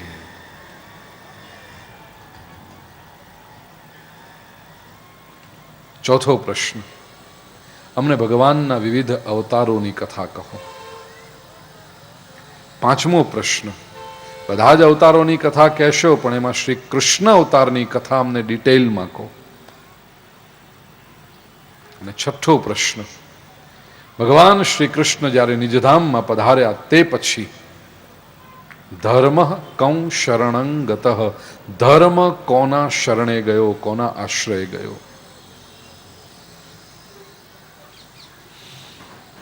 બે ત્રણ વાતો બહુ સરસ સમજવા જેવી છે. આ 6 પ્રશ્નોનું ચિંતન માણસના મનને શુદ્ધ કરે છે. જો મન છે એટલે કંઈક ને કંઈક વિચાર તો કરવાનું છે. તો કયો વિચાર કરે છે? મન પોતાને ફાવે એમ વિચાર કરે છે કે મનને વિચાર કરવાનો વિષય તમે આપો છો? જો મનને શુદ્ધ કરવું હોય તો તમે મનને કહી દો કે આટલા પર વિચાર કર, આના વિશે વિચાર કર. બાળક જેવું છે મન. બાળકને જો તમે શું કરવું એ પ્રવૃત્તિ નહીં આપો તો બાળક એને જે ફાવશે એ કર્યા કરશે. પછી એ સાચું ખોટું ગમે તે કરે. એટલે ડાહ્યા માતા પિતા શું કરે? બાળકને શું કરવાનું છે એ નક્કી કરીને રાખે. સવારથી ઉઠે તો રાત સુધી શું કરવાનું એવું સરસ ટાઈમ ટેબલ બનાવી દે. મન પણ આપણા બાળક સમાન છે. અને મન તો પાછું બહુ તોફાની બાળક છે. તોફાની બાળક એટલે કેવું બાળક? એને તમે ના કરવાનું કહો ને એ પહેલા કરે. એને તમે કહો બાલ્કનીમાં નથી જવાનું એટલે પહેલો જાય. કેમ ના પાડી મમ્મીએ? કાંઈ ઘસે ને.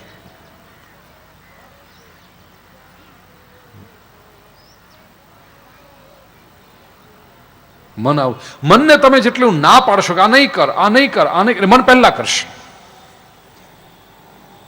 તોફાની બાળક છે, એને સમજાવો. એને શું નહીં કર, શું નહીં કરે નહીં કહો. એને એટલું કહો શું કર.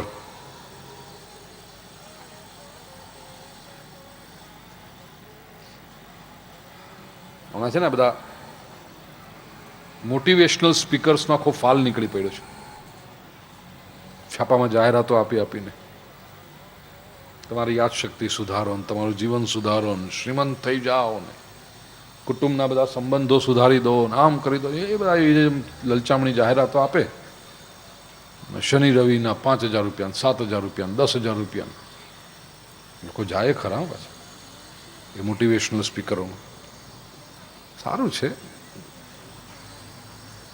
એ લોકોનો જે મૂળ હોય આ હોય અંદર, માઇન્ડ પાવર, આ મેથડ ને પેલી મેથડ. શાસ્ત્રમાં લખ્યું છે ભાઈ, એ લોકો શાસ્ત્ર ભાગવત ન બોલે, એ લોકો એ પાછા છોછ રાખે, ઇંગ્લિશ નામો વાપરે, એટલે આપણા લોકો ઇમ્પ્રેસ થઈ જાય, આ બધું ઇમ્પોર્ટેડ બોલે છે. એમ જો કહીએ કે શાસ્ત્રમાંથી છે, ભાગવતમાંથી છે, ગીતામાંથી છે, ઉપનિષદમાંથી છે, તો મહારાજ કહેવાય ને. અને મહારાજ પાસે તો વડીલો જાય, અમે તો બધા ઇન્ટેલિજન્ટ ઇન્ટેલેક્ચ્યુઅલ્સ.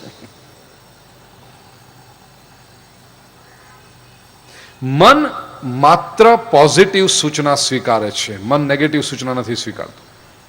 મન નેગેટિવ સૂચનાને પણ પોઝિટિવ કરી નાખે છે.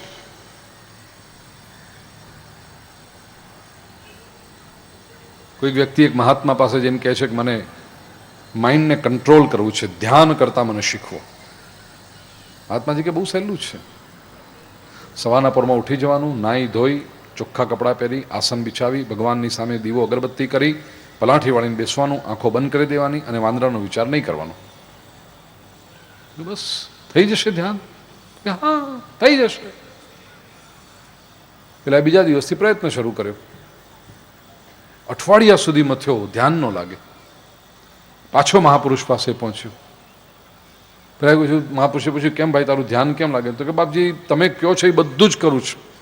સવારે વહેલો ઉઠી જાઉં છું, નાહી ધોઈ ચોખ્ખા કપડાં પહેરી, આસન બિછાવી, ભગવાનની સન્મુખ બેસું છું, ઘીનો દીવો કરું છું, અગરબત્તી કરું છું, આંખો બંધ કરું છું. પણ જેવી આંખો બંધ કરું છે એની તરત જ આંખ આગળ વાંદરા જ કૂદાકૂદ કરે છે. તમે વાંદરાનો વિચાર નહીં કરવાનો એમ કેમ કહ્યું હતું?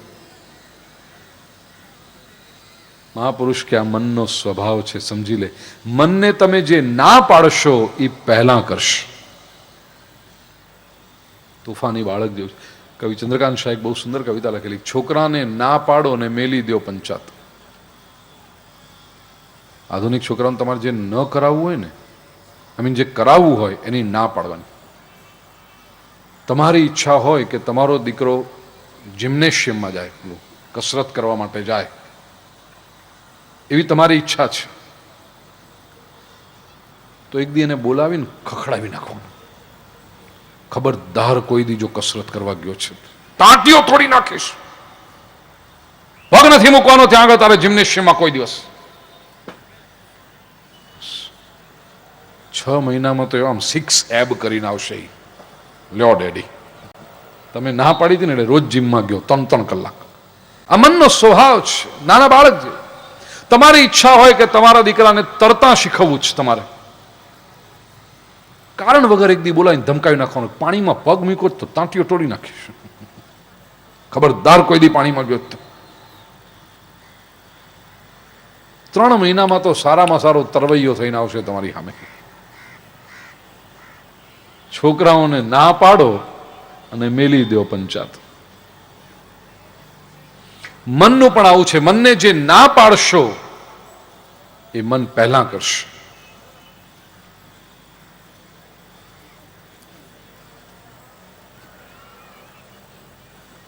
આ વિચાર નહીં કર, પેલો વિચાર નહીં કર, આમ નહીં કરે એમ કહ્યા કરશો તો એ કરશે. એના કરતાં મનને એમ કહો તારે શું કરવાનું છે. આ 6 પ્રશ્નોનું ચિંતન મનને શુદ્ધ કરે છે. અને આ ગ્રંથ પણ એવો છે ભાઈ, સ્વાદુ સ્વાદુ પદે પદે. જેમ વિષય વ્યક્તિ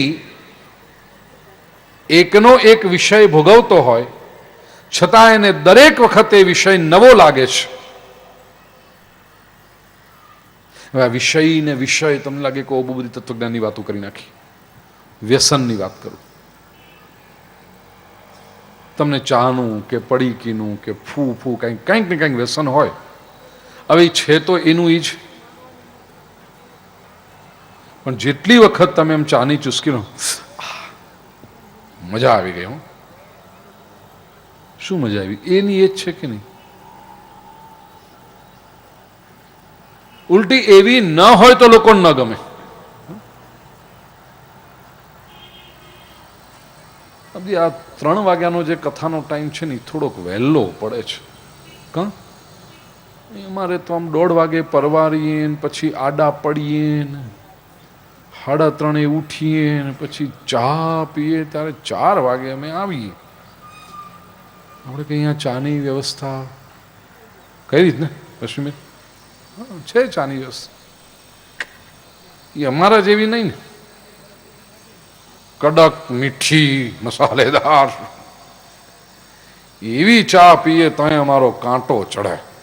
તમારો કાંટો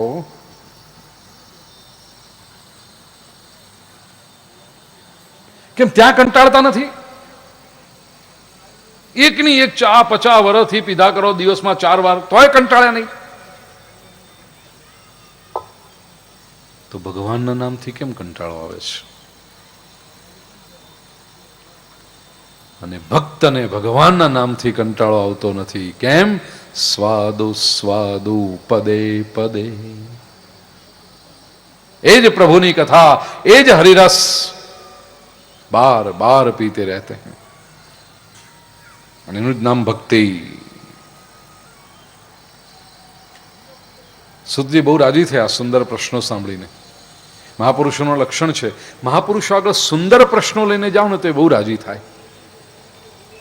એમને બહુ ગમે સારા પ્રશ્નો પૂછાય.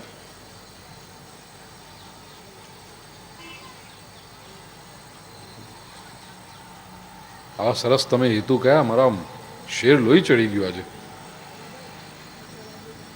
કથા સાંભળવા માટે આટલા સારા સારા હેતુ લઈને લોકો આવે છે. દીકરીને જોઈને તો બહુ રાજી થયું પરીક્ષાની. બાકી તમારામાંથી 2-3 સેમ્પલ એવા નીકળ્યા હોત કે શું કરીએ, કાંઈ બીજું છે નહીં એટલે આવ્યા છે. ઘરેથી વહુએ ધક્કો દીધો,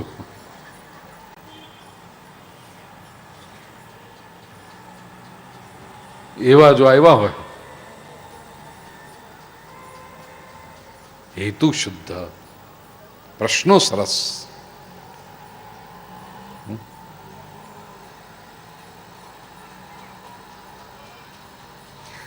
રંજનબેન, 5મા દિવસની કથામાં મને ચિઠ્ઠી લખીને મૂકજો તમે કે પ્રેમ લક્ષણા ભક્તિ વિશે. તો 5મો અને 6ઠ્ઠો 2 દિવસ જે દશમ સ્કંદની કથા વર્ણવવાની છે એ પ્રેમ લક્ષણા ભક્તિને કેન્દ્રમાં રાખીને ભગવદ લીલાઓ વર્ણવીશ. એ કઈ રીતે જાગૃત થઈ શકે? કારણ કે શાસ્ત્રમાં 9 પ્રકારની ભક્તિ તો કહી. નવદા ભક્તિ: શ્રવણમ, કીર્તનમ, વિષ્ણુ સ્મરણમ, પાદસેવનમ, અર્ચનમ, વંદનમ, દાસ્યમ, સખ્યમાત્મનિવેદનમ. કનૈયાની સાથે વ્રજની ગોપીઓએ 10મો પ્રકાર ભક્તિનો નિર્માણ કર્યો, પ્રેમ લક્ષણા ભક્તિ.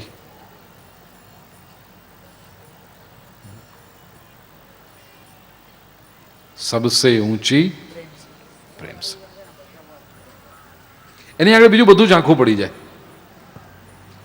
ઝાંખું પડી જાય એટલા માટે નહીં બીજું નકામું છે, પણ ઝાંખું એટલા માટે પડે કે એમાં બધાનો સમાવેશ. પ્રેમ લક્ષણા ભક્તિમાં જુઓ, શ્રવણ પણ આવી જાય. વિષયાંતર નથી કરતો, મોજ કરું છું મારી પોતાની. પ્રેમ લક્ષણા, કારણ કે પાછું 5મે દિવસે યાદ આવે કે ન આવે. આ તો સર્જનનો સ્ત્રોત છે. એકાદ હેલી આવી જાય તો આવી જાય, પછી એને કોઈક રોકાઈ જાય 3 દાડા પછી કે બીજે વર્ષીશ, 3 દાડા પછી અહીંયા જ વર્ષ એવું જરૂરી નહીં. પછી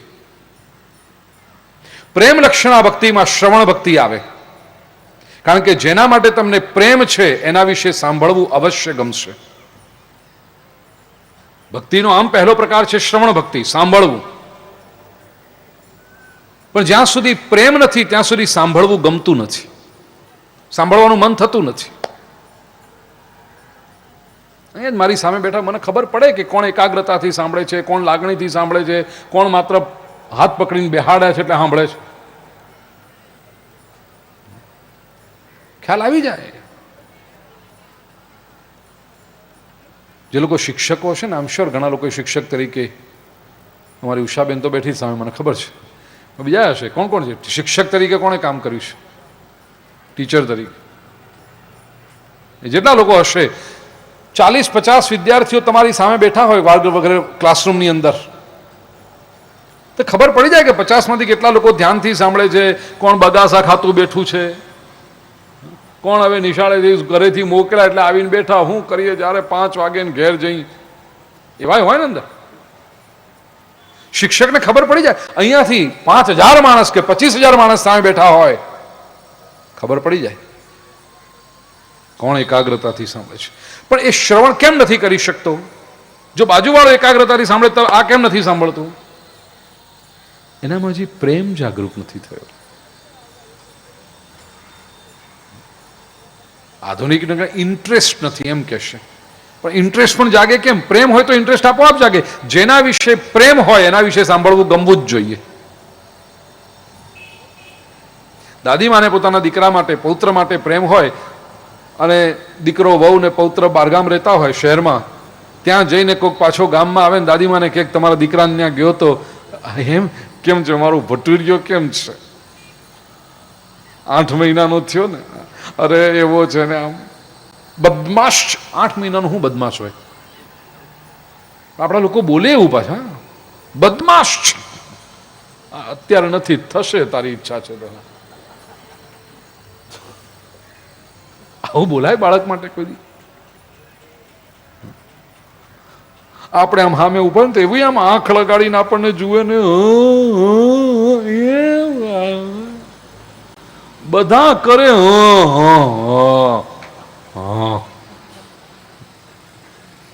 પણ એ દાદીમાં એવું આમ પ્રેમથી સાંભળે ને, મારો દીકરો, મારે હવે તો જાવું પડશે, દિવાળી પર જઈ આવીએ. પ્રેમ છે તો એના વિશે સાંભળવું ગમે છે. ઈશ્વર વિશે જો પ્રેમ હશે તો શ્રવણ ભક્તિ આપોઆપ આવશે. શ્રવણ ભક્તિ પછી બીજી ભક્તિ છે કીર્તન ભક્તિ.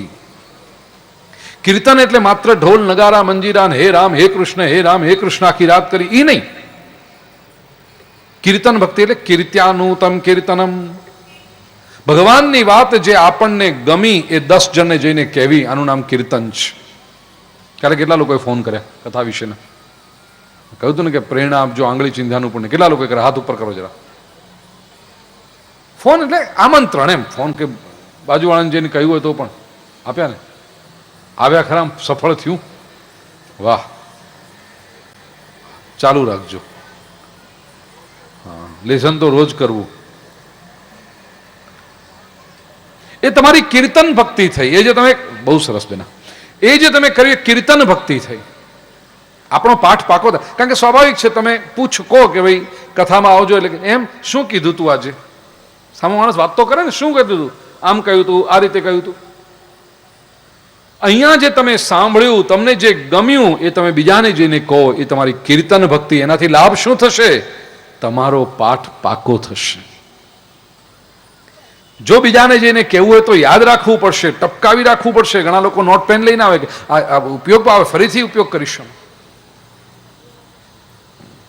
સરસ, કીર્તન ભક્તિ છે. અને કીર્તનથી બીજો સુધરે કે ન સુધરે, આપણે તો સુધરીએ ને. અમને ઘણા લોકો પૂછે તમે આટલી બધી કથાઓ આમ એક પછી એક કર્યા કરો તો આમ દુનિયા સુધરે છે? જમાનો તો હાવ બગડી ગયો છે, ઘોર કળિયુગ હાલે છે, અને આખો દરિયો પાપનો ઉરળે છે. એમાં તમે આ એક ગુણી ખાંડ નાખો સત્સંગની, એમાં કઈ આખો દરિયો હવે કઈ મીઠો થોડો થવાનો, હવે બધું ગયું. આ તમે દોડા દોડીને હડિયા પાટું કરો. તમે મોરેશિયસની કથા પૂરી કરીને સિલીગુડી જાઓ, સિલીગુડીમાંથી અહીં આવો, અહીંથી પૂરી કરીને કાંદીવલીમાં બેહો, કાંદીવલીથી પૂરી કરીને મદ્રાસ જાઓ, મદ્રાસથી પાછા ન્યુઝીલેન્ડ જાઓ. આ બધાનો કાંઈ અર્થ? એમ કાંઈ જમાનો સુધરવાનો છે? એટલે હું કહું, જમાનો સુધરે એટલા માટે આપણે કથા કરતા જ નથી. હું પોતે બગડી ન જાઉં ને એટલે કથા કરું છું. ગામને સુધારવા જવાય? અરે ઘરના નથી સુધારી શકતા, ગામને સુધારવા ક્યાં જઈ? આપણે બગડીએ નહીં એટલે કથા કરીશ બસ. કારણ કે આ સદભાગ્ય ભાઈ, દિવસમાં 4 કલાક 5 કલાક હરિગુણ ગાવા.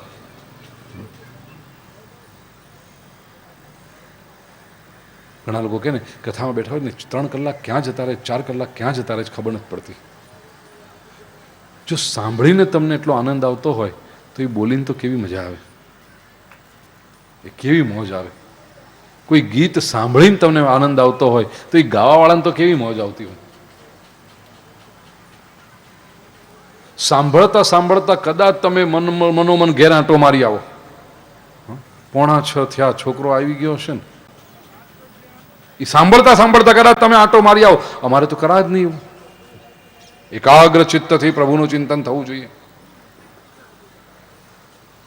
કેવી મજા. અને એ ભાગ્ય કેવા, ભગવાનની કૃપા કેવી કે દિવસમાં 5-5 કલાક હરિનામ સંકીર્તન. લોકોને આમ 15 મિનિટ પૂજા કરવી હોય તો ફાંફા પડે છે. ઈચ્છા હોય ભગવાનની સેવા કરીએ, જરાક શાંતિથી બેસીને પૂજા કરીએ, પણ જવાબદારીઓ એટલી બધી, ડિમાન્ડ એટલી બધી બધી બાજુથી કે 15 મિનિટ કાઢી ન શકતા હોય. અમે 5-5 કલાક 6-6 કલાક, અને જો થોડુંક વધારે ચિંતન કરીએ, 1-2 કલાક કંઈક સારું વાંચીએ કે આજે કંઈક નવી વાત કેવી છે, આજે કંઈક આમ કરવું છે. 8 કલાક જો હરિનામ સંકીર્તન પાછળ જતા હોય પછી બગડવાનું મનય ન થાય ભાઈ. અને ઈ હાચવે, પછી તો ઈ હાચવે.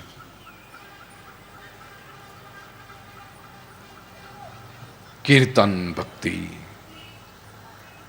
શ્રવણમ કીર્તનમ, પછી સ્મરણમ. સ્મરણ ભક્તિ. પ્રેમ હોય તો સ્મરણ થાય.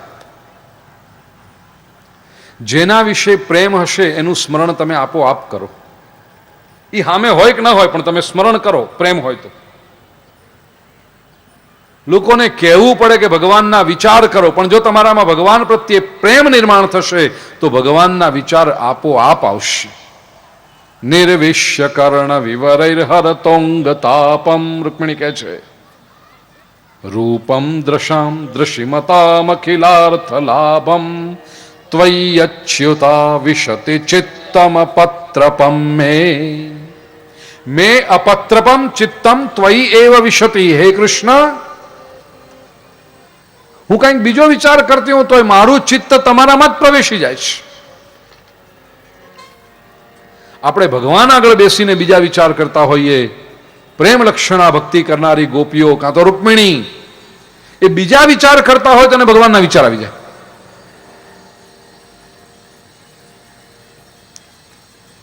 સ્મરણ ભક્તિ. શ્રવણમ કીર્તનમ વિષ્ણુ સ્મરણમ, પછી કહ્યું પાદ સેવનમ. પ્રભુની સેવા. પ્રેમ હોય તો સેવા કરવાનું મન આપોઆપ થાય. જેના માટે પ્રેમ હશે ને, અને પ્રેમ સાથે આદર ભળે એટલે સેવા ભાવ આપોઆપ જાગે. એના માટે હું શું કરું? સેવા ભાવ. અર્ચનમ, પૂજા, વંદનમ, મસ્તક ઝૂકી જાય આપોઆપ. જેના માટે તમને પ્રેમ નહીં હોય એના માટે તમારું ત્યાં મસ્તક નહીં ઝૂકે, માથું ઝૂકે નહીં ગમે ત્યાં. પણ જેના માટે પ્રેમ જાગૃત થયો અને આદર નિર્માણ થયો, મસ્તક આપોઆપ ઝૂકી જશે.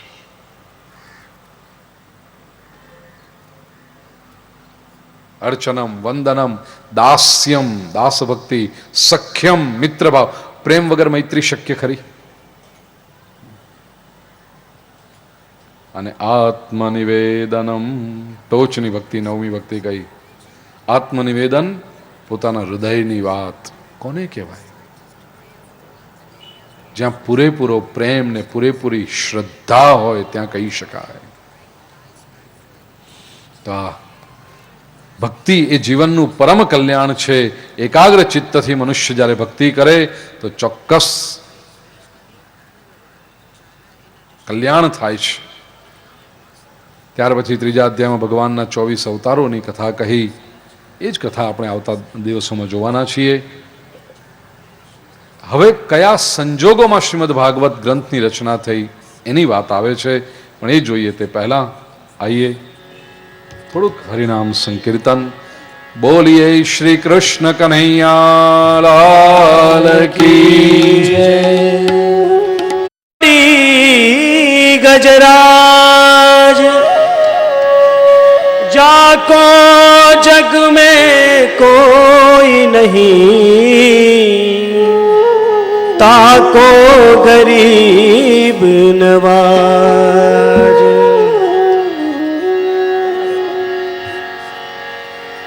हरे वाला अर्जी हमारी सुनो श्रीनाथ जी, लई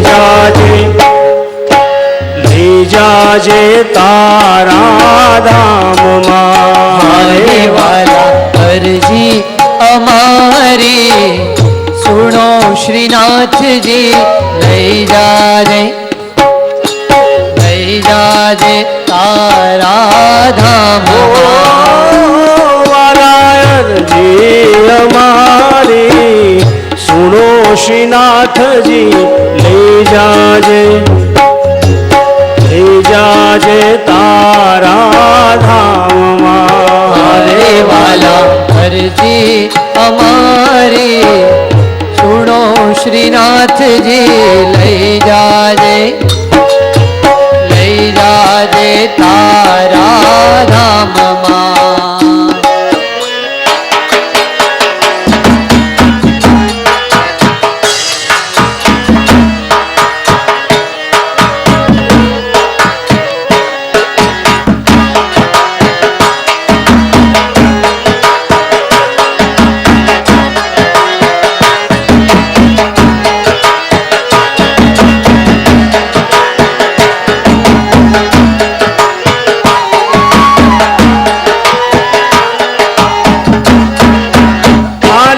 नारायणत समयना बेली। हरे मारा अंत समयना बेली।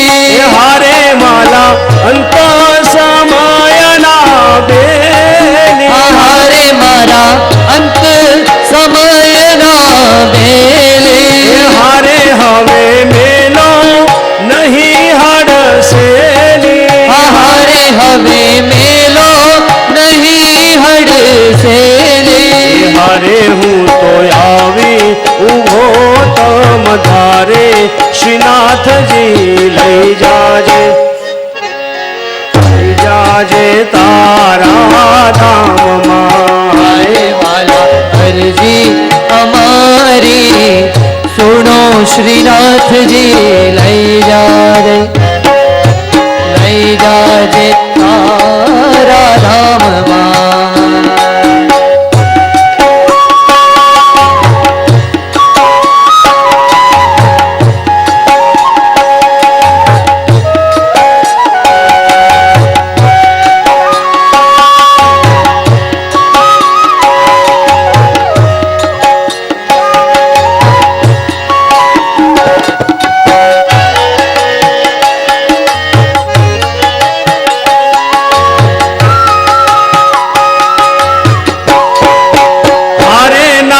करुणा तना छो सिंधु। हरे नाथ करुणा तना छो सिंधु। हरे नाथ करुणा तना छो सिंधु। हरे नाथ करुणा तना छो सिंधु। हरे हूँ तो जाचू छू एक ज बिंदु। हरे हूँ तो जाचू छू एक ज बिंदु। हरे एक बिंदु मां नहीं थाय ओछू, श्रीनाथ जी लई जाजे तारा धाम मां। हरे एक बिंदु मां नहीं थाय ओछू, श्रीनाथ जी लई जाजे तारा धाम मां।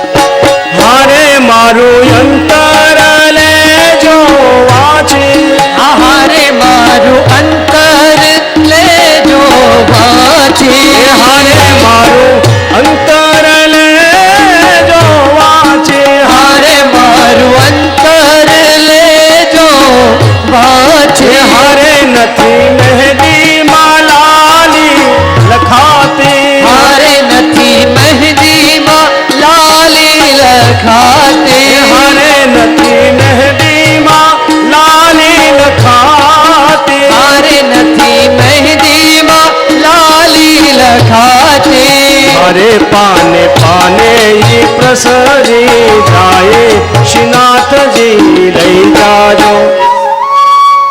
जाजो तारा धाम मारे वाला जी हमारी सुनो श्रीनाथ जी लई जाजे प्रभु लई जाजे तारा धाम हरे वाला अर्जी हमारी सुनो श्रीनाथ जी ले जाजे तारा धाम हरे वाला अर्जी हमारी सुनो श्रीनाथ जी लई जाजे तारा धाम लई जाजे तारा धाम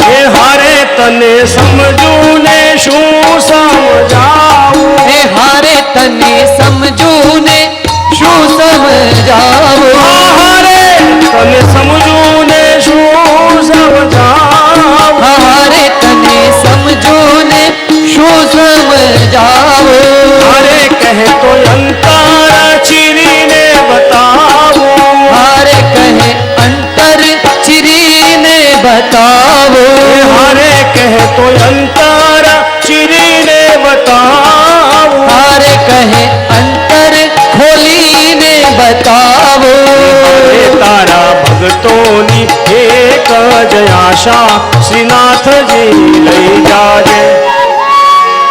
जाजे तारा धाम हारे तारा भक्तोनी एक जे आशा श्रीनाथ जी लई जाजे प्रभु लई जाजे तारा धाम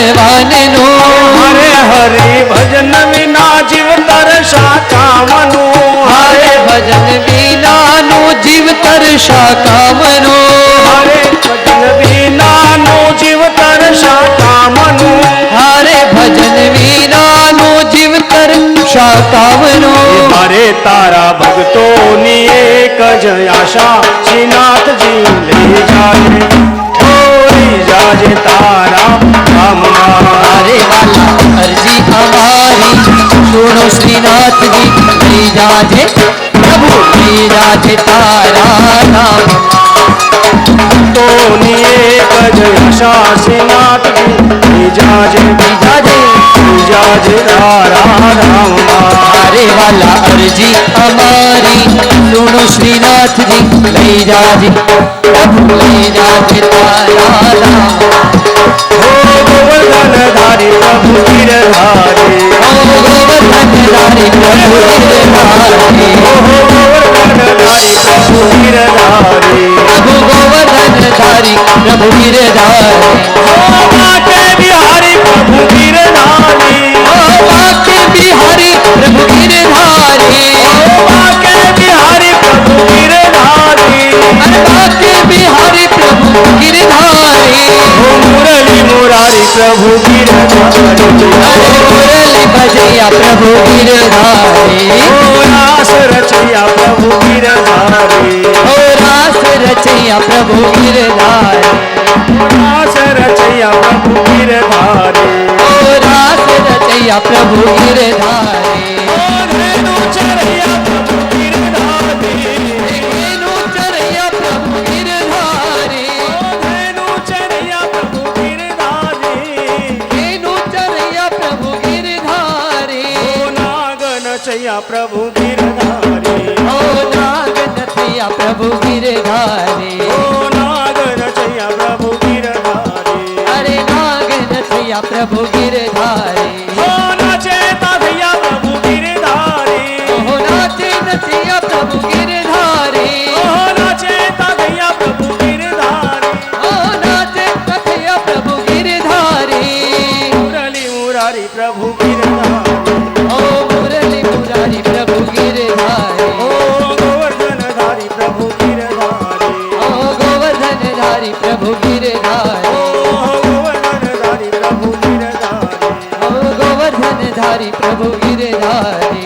ओ गिरधारी प्रभु गिरधारी हरि गिरधारी प्रभु गिरधारी ओह गिरधारी प्रभु गिरधारी हरि गिरधारी प्रभु गिरधारी ओह गिरधारी प्रभु गिरधारी